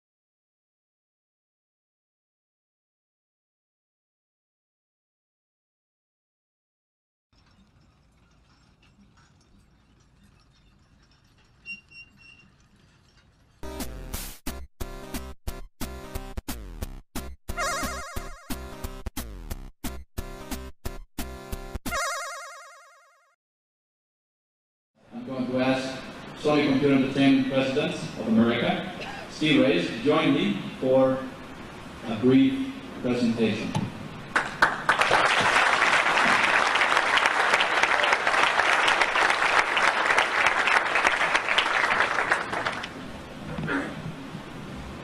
$2.99. A single number began the decline of an empire. This moment could have been a triumph, and not the beginning of the end of Sega's home console business. In order to understand this moment in time, you have to understand what Sony had gone through to achieve this goal. The Sony PlayStation was a concept that owed its genesis from an agreement between Sony and Nintendo. Sony supplied the sound chips to Nintendo for the SNES. The deal proved extremely profitable for Sony, and it motivated Sony to consider entering the video game industry as more than just a hardware supplier, but only they didn't want to go it alone. The deal Sony made with Nintendo was that they were going to make the CD attachment for the SNES. Sony and Nintendo had negotiated the deal for the system, and Sony even went as far as announcing the hardware. However, at the conference where Nintendo announced their end of the deal with Sony, Nintendo announced they were partnering with Philips to create a CD add-on. Sony was publicly humiliated by the event. Nintendo and Sony had never formally ratified the contract, and Nintendo chose to back out of the deal because Sony wanted an unfavorable license agreement. The deal gave Sony practically complete control of any CD produced for their joint system, which that deal would have given Sony an incredibly easy entrance into the video game industry. Nintendo, realizing that they could inadvertently create an enormous rival overnight, nixed the deal and publicly humiliated Sony in an effort to keep them out of the video game industry, any more than they already were. The one thing Nintendo didn't count on was the determination of Sony's Western divisions, and Ken Kutaragi. Olaf Olvesson, the head of Sony Interactive, was one of the individuals from Sony present at the Nintendo press conference. He was taken by complete surprise by Nintendo's unexpected change of heart, but he wasn't the type to take this moment as defeat, but yet another opportunity. Sony came to us after they had been rebuffed by Nintendo. They had wanted Nintendo to use some technology that they had, and Nintendo instead chose to work with Philips. That really annoyed Sony. Olaf Olofsson and Mickey Scholoff came to my office and said, "Tom, we really don't like Nintendo. You don't like Nintendo. We have this studio down in Santa Monica working on video games. We don't know what to do with it. We'd like Sega's help in training our guys, and we think the optical disc will be the best format." Sony of Japan was hesitant to try entering the video game industry on their own, especially after their humiliation at the hands of Nintendo. Sony of Japan was willing to just stay out of the video game industry as a main player, but elements within Sony were working towards creating a system Sony could push to market. The Western elements of Sony, namely Olaf Olvesson, saw a path that would allow Sony a way to strike back at Nintendo and gain a potential business partner along the way. Well, I agreed with them. I thought CDs would be the next format as well, but in those days nobody knew how to program on optical discs. So I said, okay, let's combine our efforts. Let's finance ImageSoft, and let's finance this little developer called Digital Pictures, which seemed to be the furthest along in knowing how to program on optical discs. And they financed 3 titles from Digital Pictures, and we did as well. Sega and Sony began working together with creating games for the Sega CD, which both companies agreed would use the format of choice for the next generation of consoles. Sega and Sony worked together with Digital Pictures, a company that had begun making full-motion video-type games for the Hasbro Nemo, which was an ill-fated video system that Hasbro never brought to market. So the games Digital Pictures had made actually sat in a warehouse waiting for a console capable of playing them. Notably, the titles were Night Trap, Sewer Shark, Ground Zero Texas, Double Switch, and the Make a Music Video series of games. These titles were split between Sega and Sony, who each used these to better understand CDs as a format for game creation and distribution. So our relationship with Sony was very close and very tight. We together worked a lot of these things out, and Sega of America and Sony were both convinced that the next platform had to use optical discs. We had been working on the CD-ROM attachment to the Genesis, which we knew really wasn't adequate, but it taught us how to make games on this format. Sega of America and Sony had grown close with the work they'd done together on the Sega CD. Despite that the titles they produced together were FMV titles, it did a lot in teaching both Sony and Sega about what the next generation system would need in order to take advantage of the future titles to be developed. However, there were 2 different schools of thought that began to emerge from Sony and Sega working together. Sega of America and Sony started to see that the next generation of gaming would be more 3D based in presentation. Sega of Japan, however, saw the future differently. The design team in Japan had built a powerhouse system based around 2D graphics, this being the first design of the Sega Saturn, which was, at least initially in design, primarily focused on 2D games. Sega of America and Sony wanted to move forward with something that they knew would be a game-changing system, and they needed Sega of Japan to be on board with the endeavor. We had the Sony guys and our engineers in the United States come up with specs for what this next optical-based hardware system would be. And with these specs, all of a sudden Sholoff and I went to Japan and we met with Sony's Ken Kutaragi. He said it was a great idea, and as we all lose money on hardware, let's jointly market a single system, the Sega Sony hardware system, and whatever loss we make, we split that loss. Tom Kalinske was strongly in favor of the deal Sony was offering. He would basically share the cost of research and development, and they would split any potential loss on the production of hardware. And Sony and Sega would keep all the profits on the games they produced to themselves. The deal was quite possibly a win-win for Sega, given that Sega had a history of making not only arcade hit titles, but had some of the best home console games ever produced. So Sega had a surefire way of making money off this deal, with only half the potential loss. Next we went to Nakayama and the board at Sega, and they basically turned me down. They said, "That's a stupid idea. Sony doesn't know how to make hardware. They don't know how to make software either. Why would we want to do this?" That is what caused the division between Sega and Sony and caused Sony to become our competitor and launch its own hardware platform. The deal was rejected by Sega of Japan, who notably had the same reactionary response to Sony that Nintendo had. Sega of Japan saw this partnership as a threat, and could have given Sony easy access into the video game industry. However, what Sega of Japan failed to consider was that Sony was a force of nature in terms of resources. True, other tech giants like NEC had tried and failed to enter the gaming industry, but what NEC didn't have was people like Steve Race and Olaf Olsson, individuals who had a keen knowledge of business and the gaming industry. Sega could have taken advantage of this relationship, but chose not to, because of their pride in their own achievements in the gaming industry. However, Sega of Japan failed to trust Tom Kalinske, the person responsible for much of Sega's success in North America. Sega had an opportunity to tame a giant, a force that could have given them the backing to dominate the gaming industry. However, they chose their own path. The rivalry with Sony produced some notable systems. However, what Sony learned from their brief partnership with Sega gave them the weapons they needed to dominate the console wars.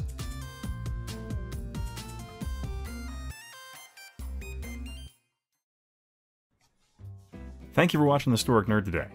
If you enjoyed this content, please go over and check out Yahel's from Wrestle with Gaming's content. He makes video game retrospectives in a similar fashion to how I do. And he was kind enough to lend his voice talents as Tom Kalinske for this episode. If you enjoy gaming-based content, I highly suggest you go over and check out theconsoleexplosion.com. There's a number of talented content creators there that you might enjoy. But yeah, if you want to get in touch with me, feel free to contact me at historicalnerd on twitter.com. I typically respond. And yeah, there's a Facebook page, so whatever you want to do there. So thanks for dropping by and watching. Hope you have a wonderful day, evening, night, or whatever it is you're doing. Bye.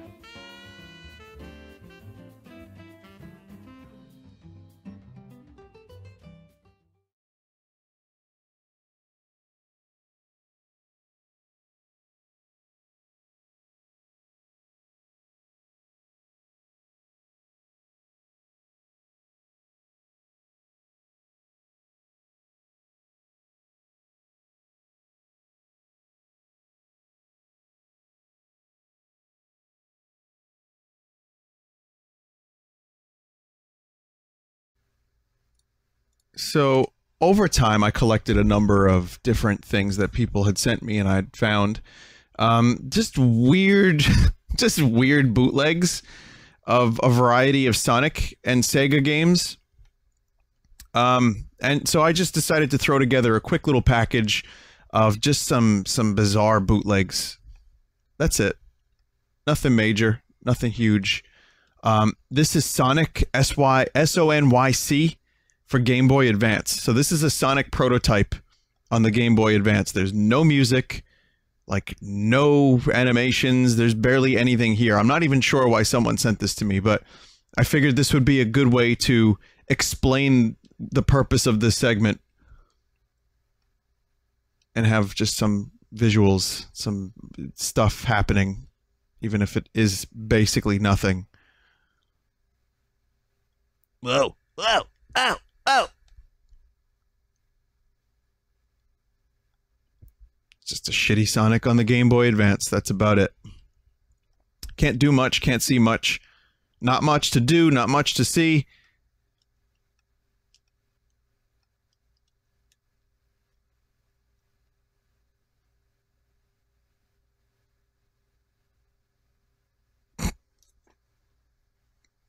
Okay. So that's how we start. Now, okay, fair enough. It's a nice attempt. It's a nice attempt. But then you have something that's maybe not such a nice attempt, which is Sega Master System games on the PlayStation.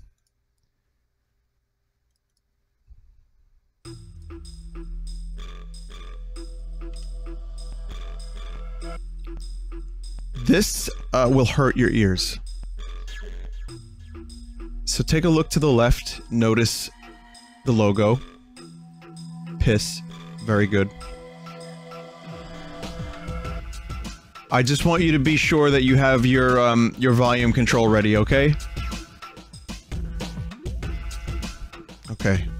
So why don't we start with, I don't know, Golden Axe.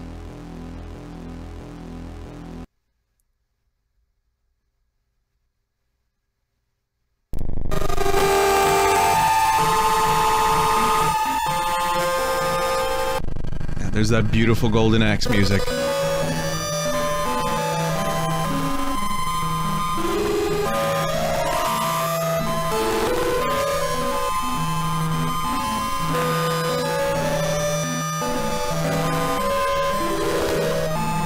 Sounds good, right?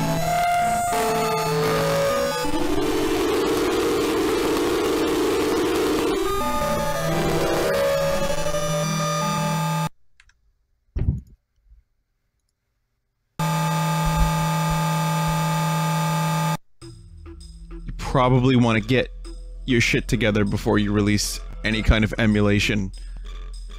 Right? No, why would you do that? Let's check out, I don't know, Dracula.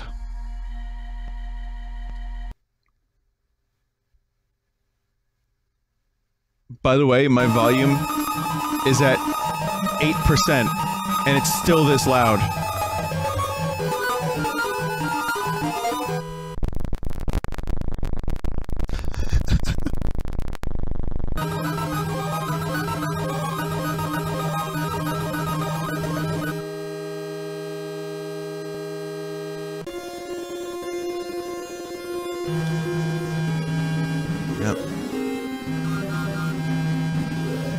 Wait a minute, why is there like a Mario block in a Dracula game based on a shitty movie?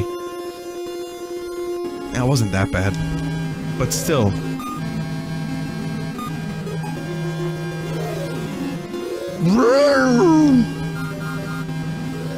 For those that never had the Sega Master System, I wish to assure you, it didn't sound this bad. But hey, if you want to play Sega Master System games on this PlayStation 1, this is your only option as far as I can tell. Have at it.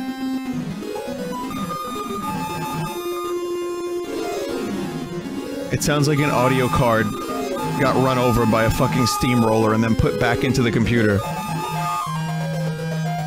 It sounds like someone who stuck screwdrivers in their ears for the better part of their late 20s made the soundtrack. It sounds like a synthesizer that got jizz-bombed for All Nut November was used to create the soundtrack to this.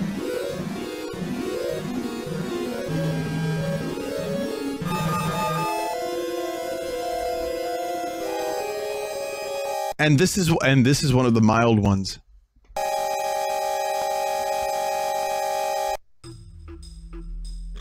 It's like a fucking accordion orgy. What next? Just Japan. Whatever Japan is. I don't know what game this is. So many games lost to time.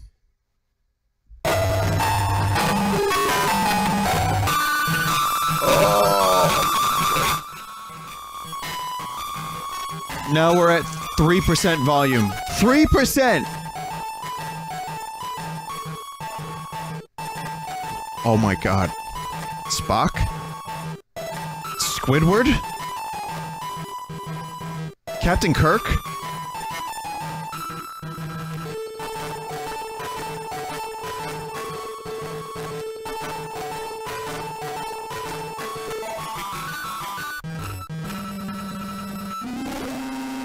Oh, it hurts. It hurts. It really, really, really hurts.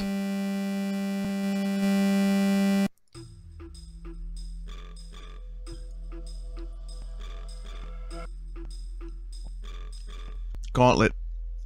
I can't wait to hear the Ghostbusters theme. Oh man, that classic theme.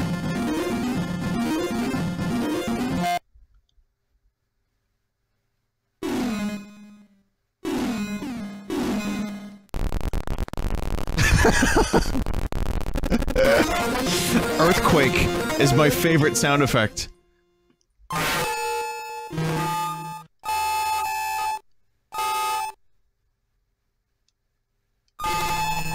Oh, it plays like ass too, by the way, because, like, your controller inputs are delayed maybe 7/10 of a second.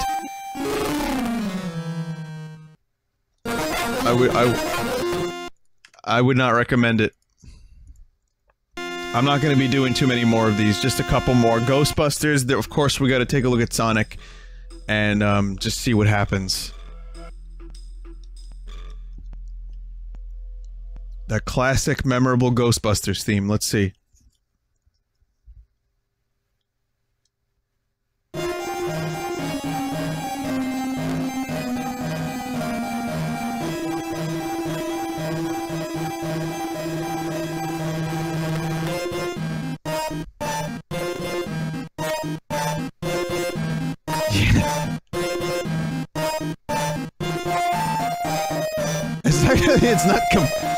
It's not completely terrible.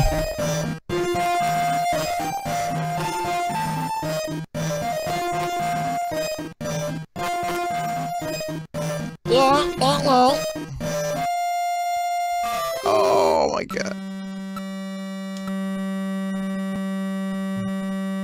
Nice. What the fuck kind of game is this? Oh god, didn't AVGN do this?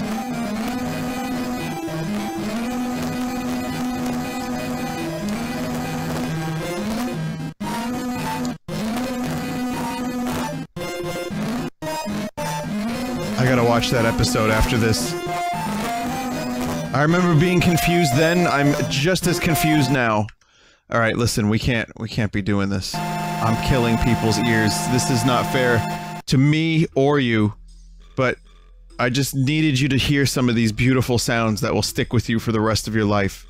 Okay? Sonic the Hedgehog. Finally. How could this be bad?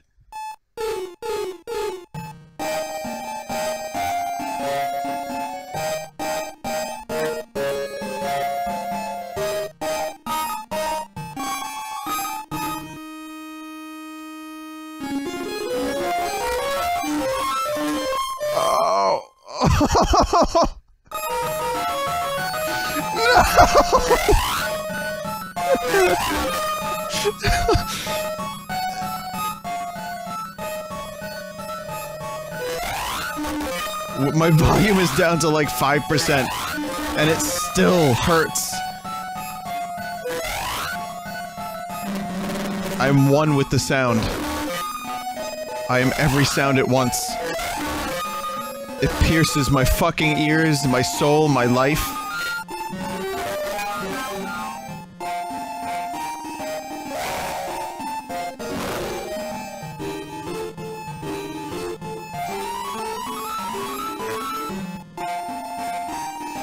Oh shit, oh I closed it, but it's still there. I gotta go to the task manager. Oh fuck. I'm sorry. Oh my god, please, no. Oh, thank god. Alright. Okay. So that was terrible. And I'm sorry to lead off with that.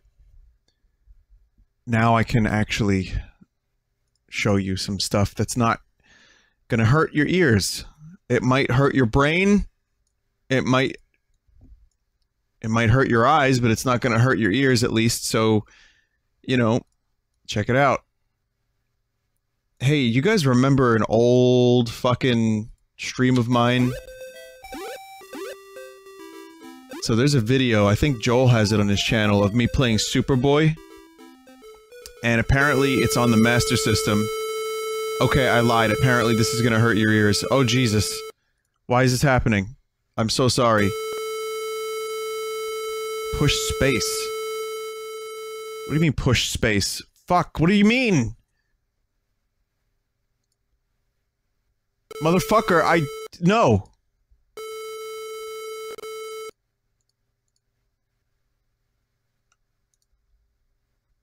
Push space.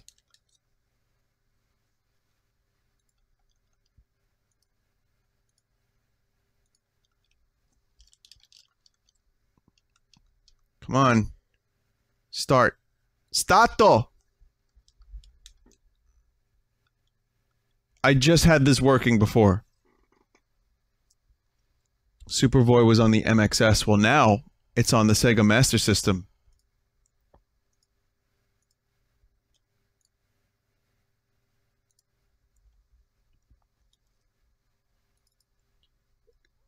More or less.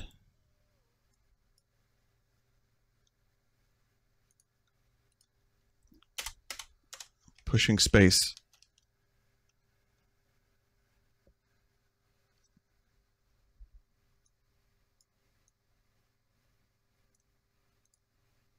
Huh.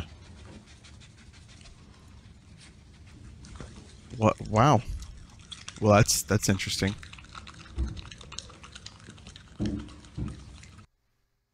I guess we'll try Superboy too.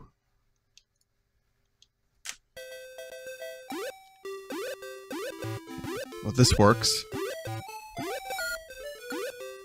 Anyway, I wanted to show you the Superboys, just in case you weren't here years ago. Apparently they ported them over to the Sega Master System for some unknown, ungodly reason. This one actually is a little bit easier to play than Superboy 1. So, you see how the screen kind of, like, tears along and it just, like, teleports? Superboy 1 has that twice as bad with half the game speed. This is actually somewhat playable compared to Superboy 1. And when you beat the game, it says sorry nothing. Which I was gonna just show you, but I don't think I have the patience to actually play through any of this. You know what? I think I should. But if I do... Wait, what the fuck? Don't press start. If you ever play Superboy, don't press start. You will go back. I need to,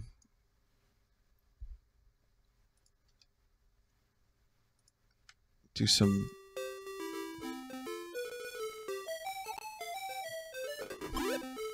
Superboy is not an unknown brother. Superboy's been around before most of the other brothers.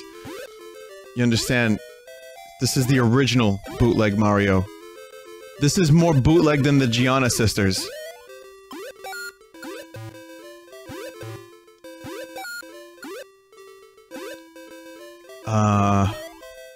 Anyway.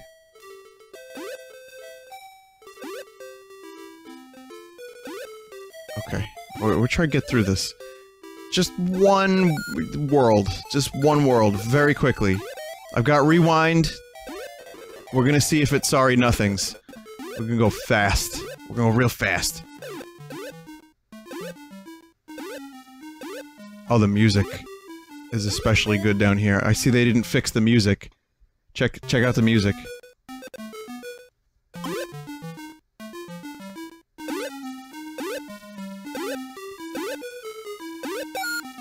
This is the most tone-deaf reproduction of this song I've ever heard in my life.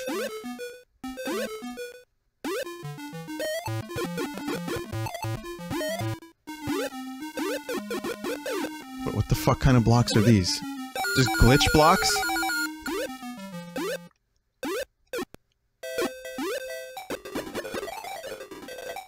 Okay. So we've got two worlds left, and then we find out if the fabled Sorry Nothing is still in Superboy 2. As you can probably tell, this game controls like hot garbage. So if I didn't have rewind, this would not be happening. Oh, hitboxes! Did you see that hitbox?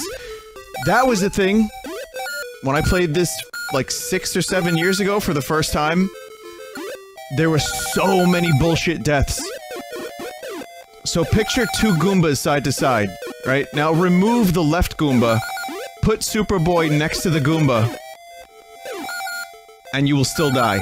It's like there are invisible Goombas. That was probably not the best explanation, but I tried. I tried.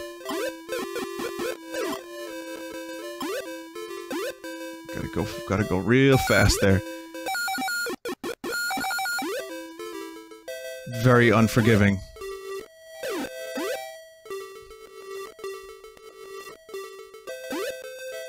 Very unforgiving.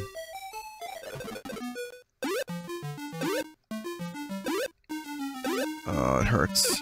The screen tearing is really, really hurting.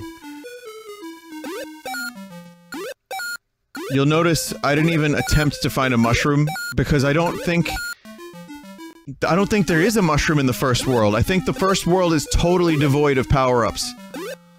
And then they introduce them later on, which seems like completely opposite. Maybe you'd want more power-ups in the first world so people could get used to the game and not fucking die every 2 seconds, but, you know, this is Superboy, remember. Which is actually kind of funny because Superboy predicted the Super Nintendo, if you think about it. So, look at that. Look at that glorious bullshit.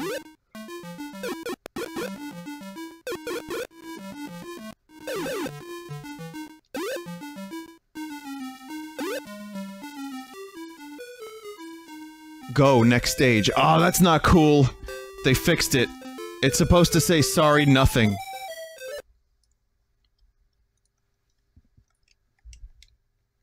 And Superboy 1 just plain doesn't work, so...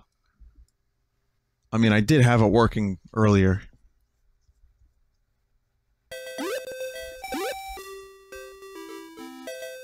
Oh, I got it. I got it.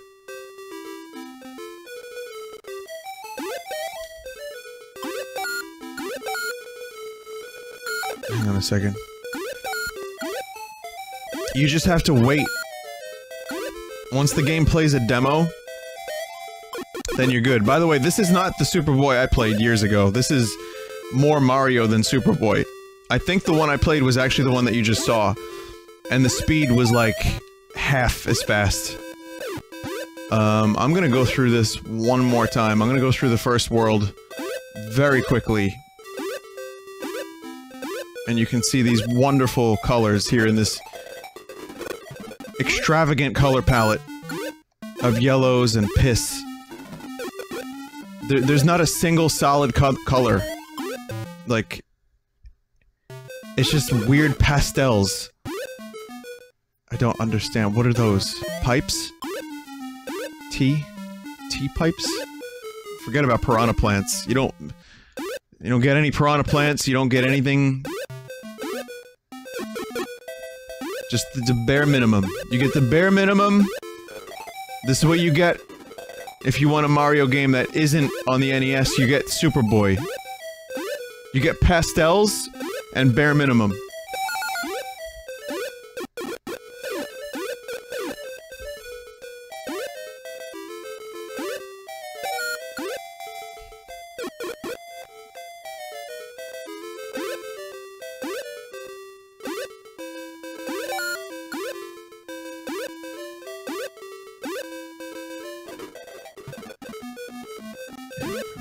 Dungeon. Oh, why am I doing this? Why am I bothering? The worst part is there's another 2 Superboys after this. I don't plan on playing them for very long. We're gonna take a look at them. I've never seen one of those Superboys, so there's an unknown Superboy.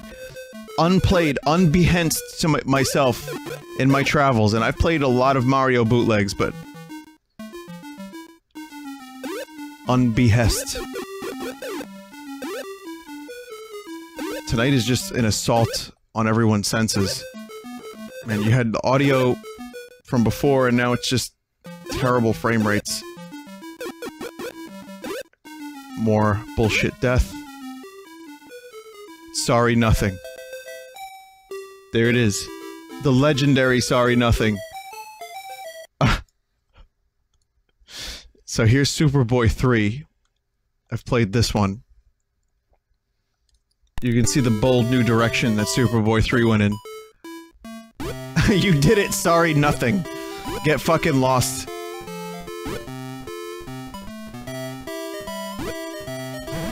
It's an attempt to change things up a bit. Look at- oh, now look at that! Tell me that doesn't hurt your fucking face. The rate at which Superboy progresses versus the dinosaurs and the landscape is just wrong.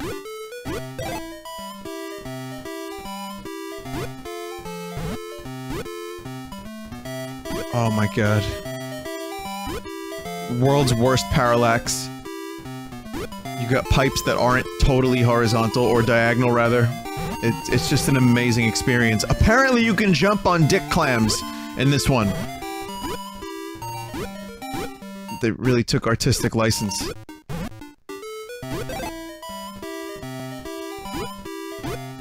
I think this is the one where you pick up 10 coin. You pick up 10 coin and collect Pepsi. That's my recollection. Yep, there's a 110 coin. Classic Superboy. I mean, when I saw this in the folder, I couldn't resist. I had to. Now, this one you pick up oignon. Sorry, scognon.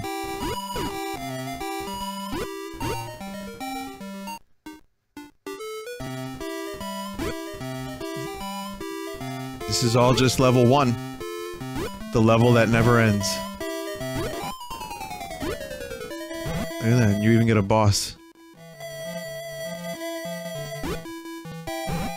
End of level boss. Just a random mouth bro. It's not a hammer bro, it's not a fire bro, it's just mouth bro. Okay, good volume.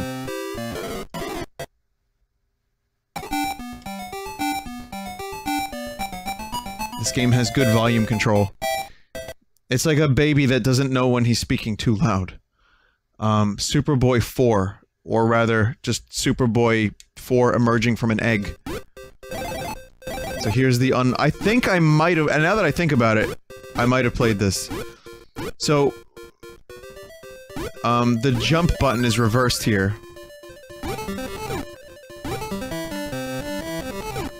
This is definitely- I don't know if I played this, but this is a fucking step up, to say the least.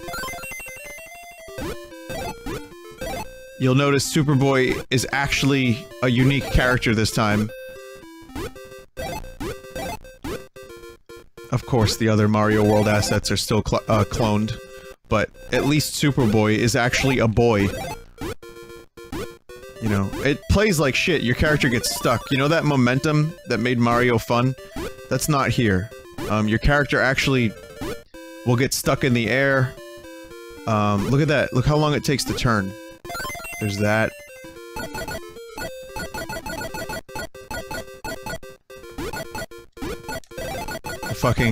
The firepower.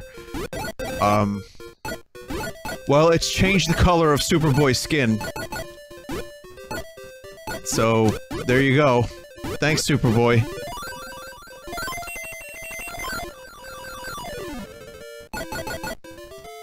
Nice, useless fire flower.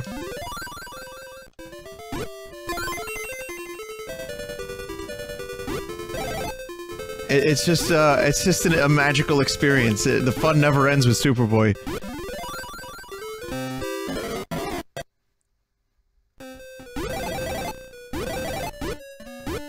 And that's it. That's the Superboy series as far as I can tell. I don't believe it continued after this. Maybe Nintendo came after them, maybe no one was buying this shit, maybe they realized what they were doing was morally wrong, and they didn't actually know how to make a game. Probably not. Super Bioman 1. Now this is just straight up bootlegs, I think. I don't know if any of these games were actually released on the Sega Master System. Obviously not this one. This appears to be another Mario clone. and a terrible one at that. Super Bioman.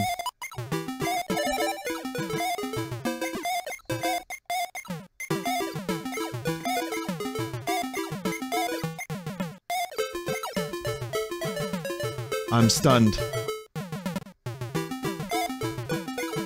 The fucking map theme from Mario 3 was not meant to be repeated in a level.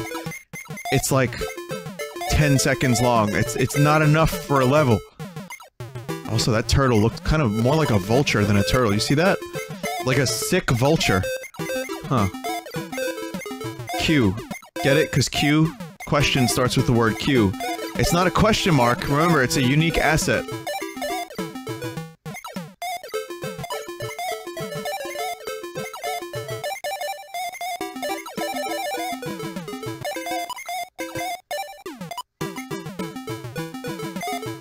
Every enemy in the game is in this level. Past stage. It's better than Sorry Nothing.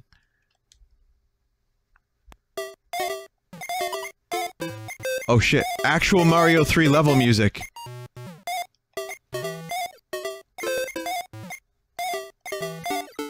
Awesome level design.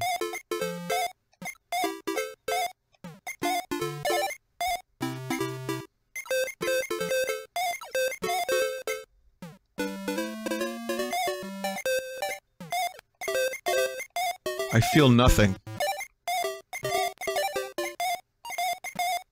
It's not as bad as some of the Superboy stuff, but it's still pretty fucking rancid. It's not a fun game to play, as you would imagine. I don't even think I need to say that anymore. I mean, you could probably just look at the thing and determine for yourself, right? An alien with 2 antennae, or 2 green dicks popping out of his head. You be the judge.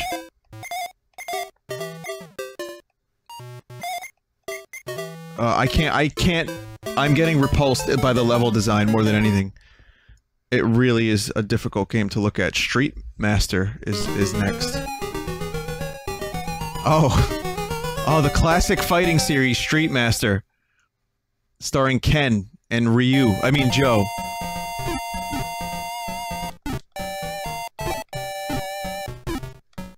Nice characters cut out of the background.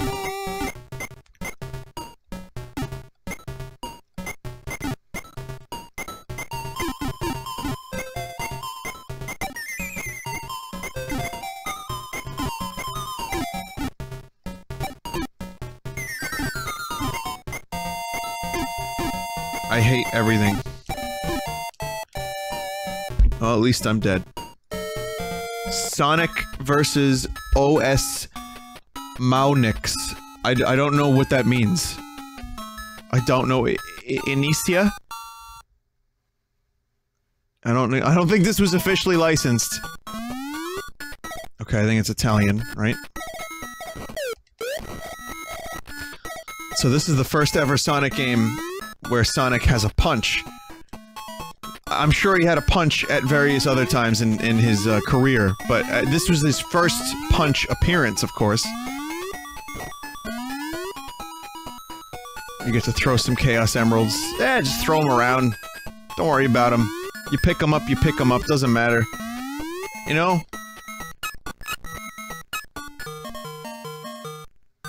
Wow. That's it. Sonic is dead.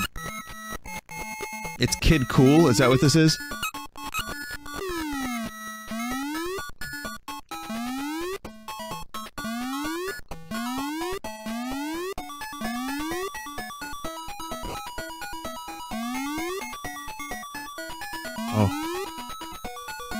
Oh, okay. Well, that is a thing. I'm just gonna let the emeralds, like, I'm not gonna worry about the emerald. If I pick it up, I pick it up. Also, again, really bad platforming controls. You start really slow, and you don't start accelerating until way too late. And it's just, yeah, it's just trash, really. It just makes you appreciate all the good platformers so much more. And not just Nintendo, but even just solid... anything that's playable and somewhat solid. It makes you just appreciate all that stuff. Even a game like Kid Icarus, which is not known for its best platforming controls, just a simple, easy to play, easy to control character. I'll take it. Dinosaur Dooley is next. I don't know who this character is.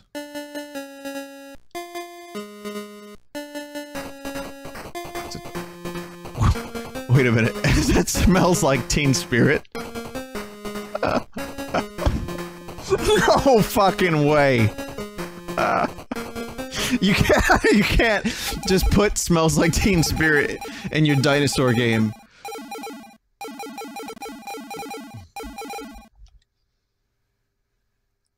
I wanted to hear the rest of it.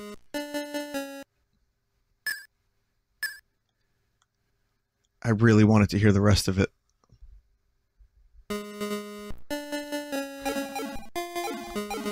Looks like my wish will be granted. It's almost Smells Like Teen Spirit. Like, it's so close, but it's not quite.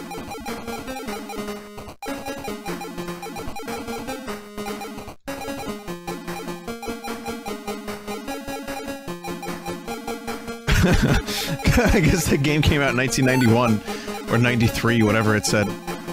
I guess you gotta do it. You gotta put the song in all the kids are talking about.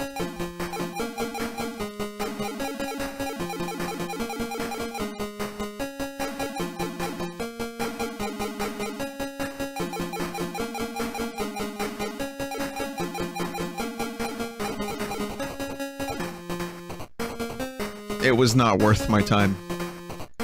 Dr. Hello? Dr. Hello?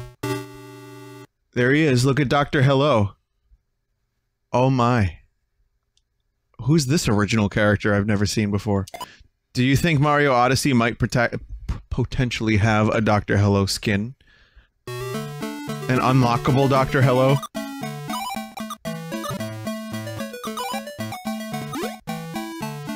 And you know what? It's actually not terrible. As a clone, it does its job. The controls are fine. Also, Dr. Hello's, left arm, or the one on the right, on, you know, our right, kinda just looks like a dangling sack. You can see I'm very good at Dr. Mario. I mean, Dr. Hello. Dr. Hello!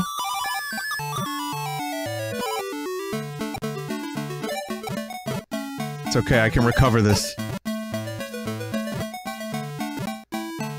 As soon as I stop getting blues, here we go. Sleeping. Wait, what?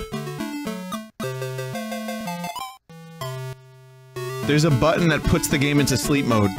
So the A button rotates the pill. The B button puts the game into sleep mode.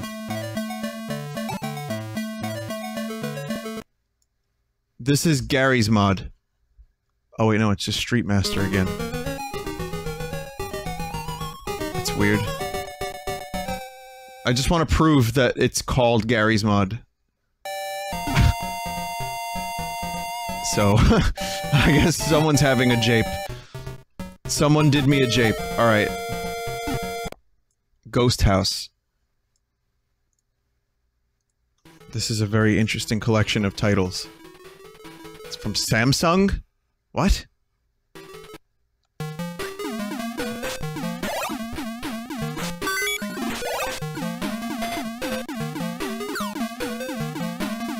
Pretty sure all of these are just obvious bootlegs, right? But the thing about this is, you could have told me this was released on the Sega Master System, and I would have totally believed it, no problem. I just don't know.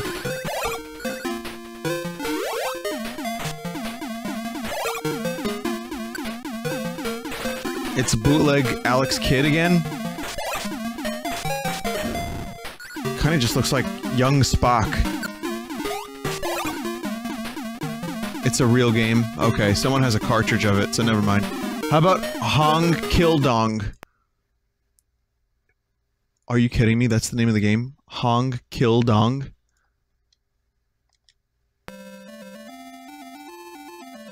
North Korea Entertainment. Here's Hong Kill Dong.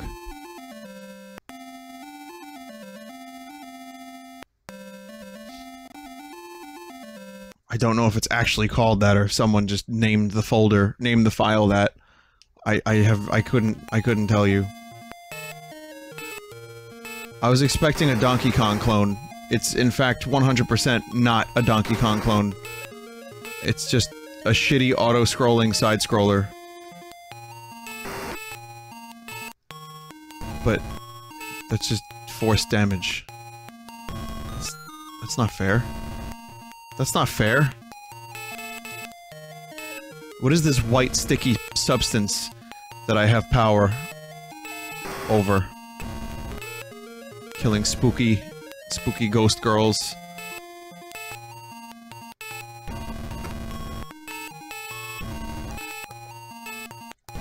Note. Alright, so this character is pretty clearly Raiden from Mortal Kombat, but note that the white sticky substance comes from the crotchal region. Note that the white sticky substance... I can speak. Note that the white sticky substance comes from the crotchal region. See? I did it. So if you need a soundbite, now you got one. Without... without me, you know, butchering any of the words. Oh, he's in heaven now.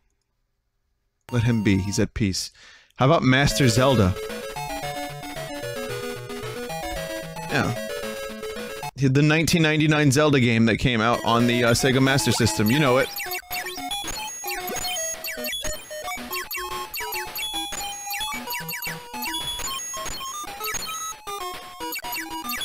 I mean, I'm just speechless, really. I'm just fucking speechless. Not surprised. Not surprised. But speechless.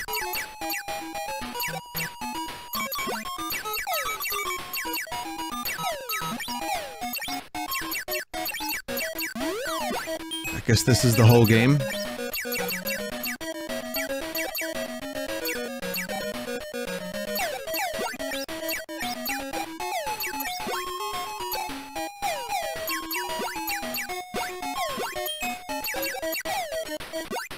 I would assume you just have to collect... kill them, kill the ghosts and collect them. Panto. Link's most immersive adventure to date.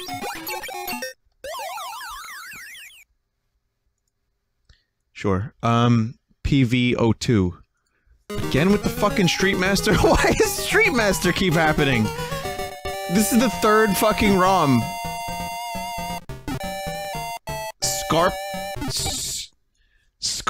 Scarp World. Oh, okay. Okay. Really?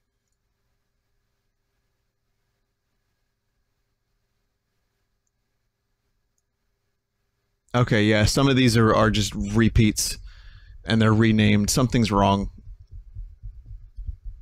They're just renamed of, Street Masters. Well, at least I can get you Sonic Edusoft to finish this collection out. It's kind of like Mario teaches typing, but presumably better. Cool kids go into a helicopter, yeah.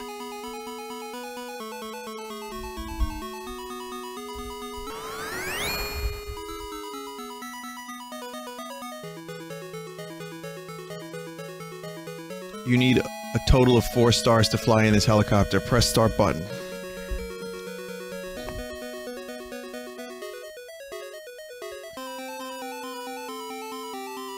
What is 4 times 2?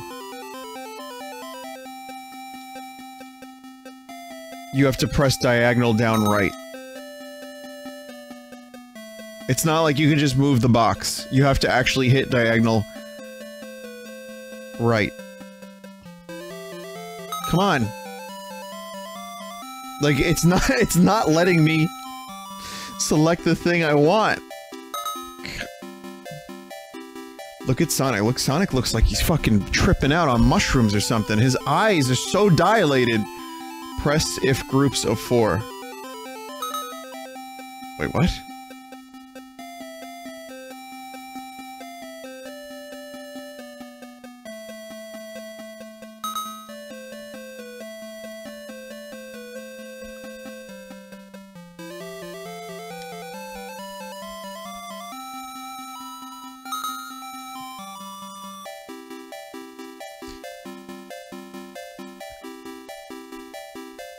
I think Sonic got math confused for meth. I actually did not... I did not press 9, though.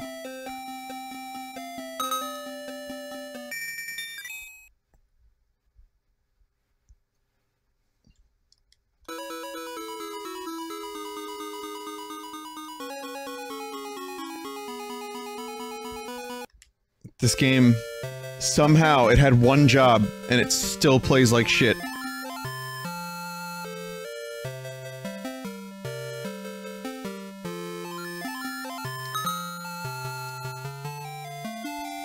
I am winner. Find the word. Yes. That's the word I'm looking for. E-A-S. Yes.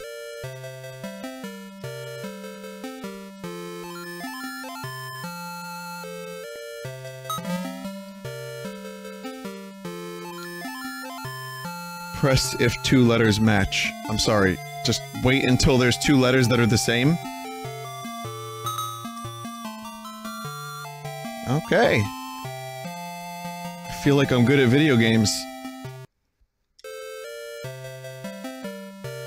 Find the word east.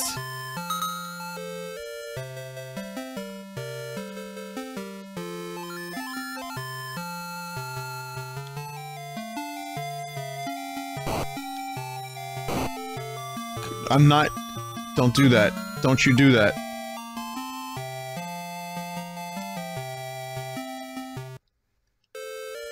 Correct word is visa.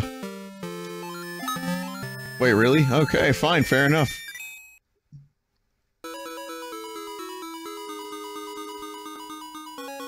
That look that Sonic is giving me is amazing.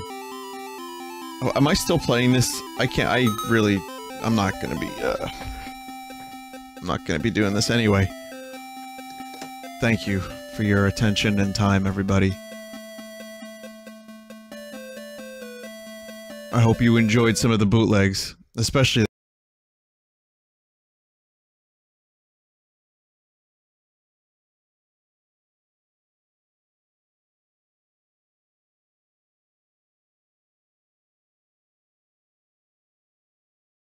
Hello ladies and gents, it's EasyEscape, and today I would like to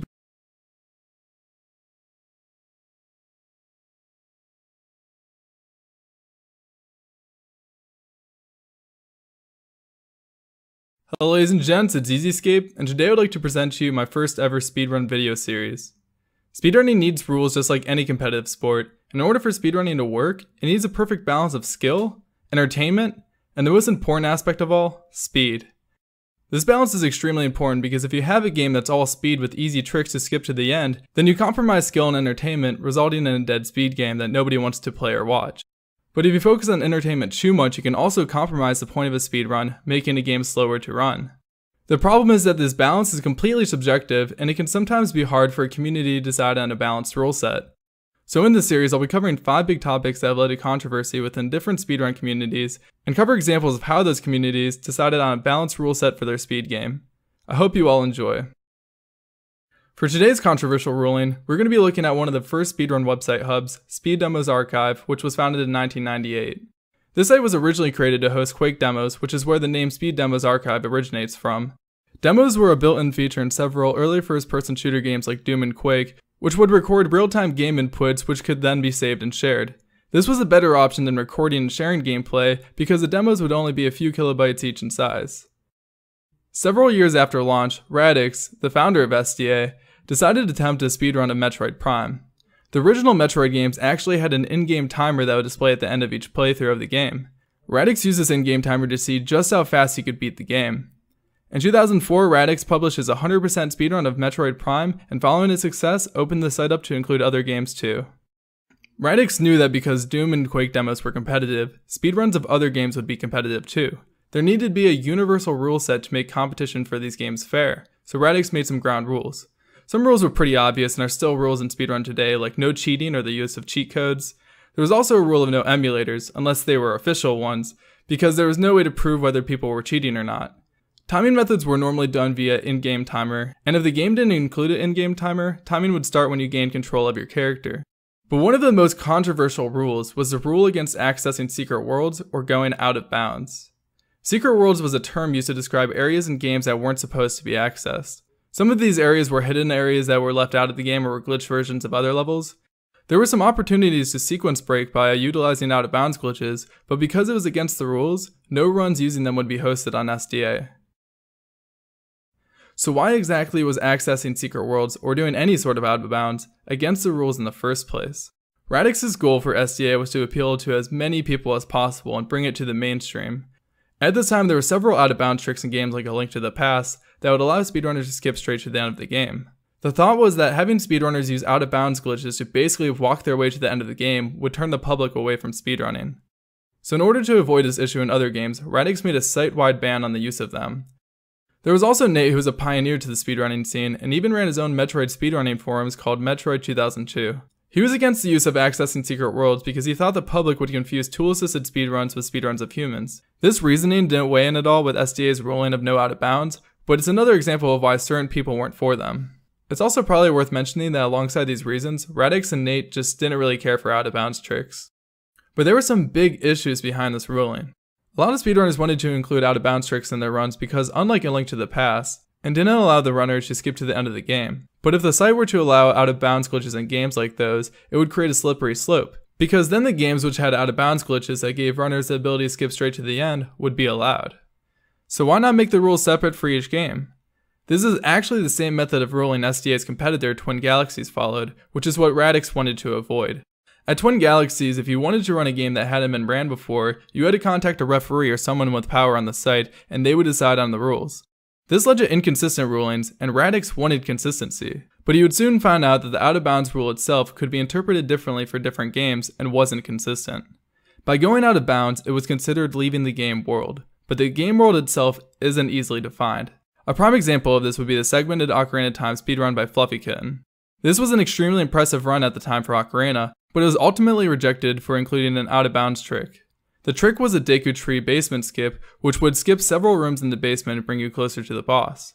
The problem was defining what was in or out of bounds. A lot of the time runners wouldn't know if a certain trick was out of bounds or not, so they would contact the administrators. The whole point of a universal rule set was that it was easy to understand, and rules wouldn't need to be administered at a game-by-game basis, but that's exactly what was happening. Speedrunners asked Mike Uyama, who is now the new administrator of the website, if the trick was legal, and he said yes. But it was Radix who rejected the run. So you had one administrator saying it was fine, and another saying it wasn't. Why is this? This is all due to the interpretation of what the game world is and what is out of bounds. Radix saw it as an out of bounds trick because it clipped outside of the developer's intended playing area. But Uyama didn't consider it out of bounds because it didn't go outside of what was part of the playable area. So it really comes down to what you consider to be out of bounds.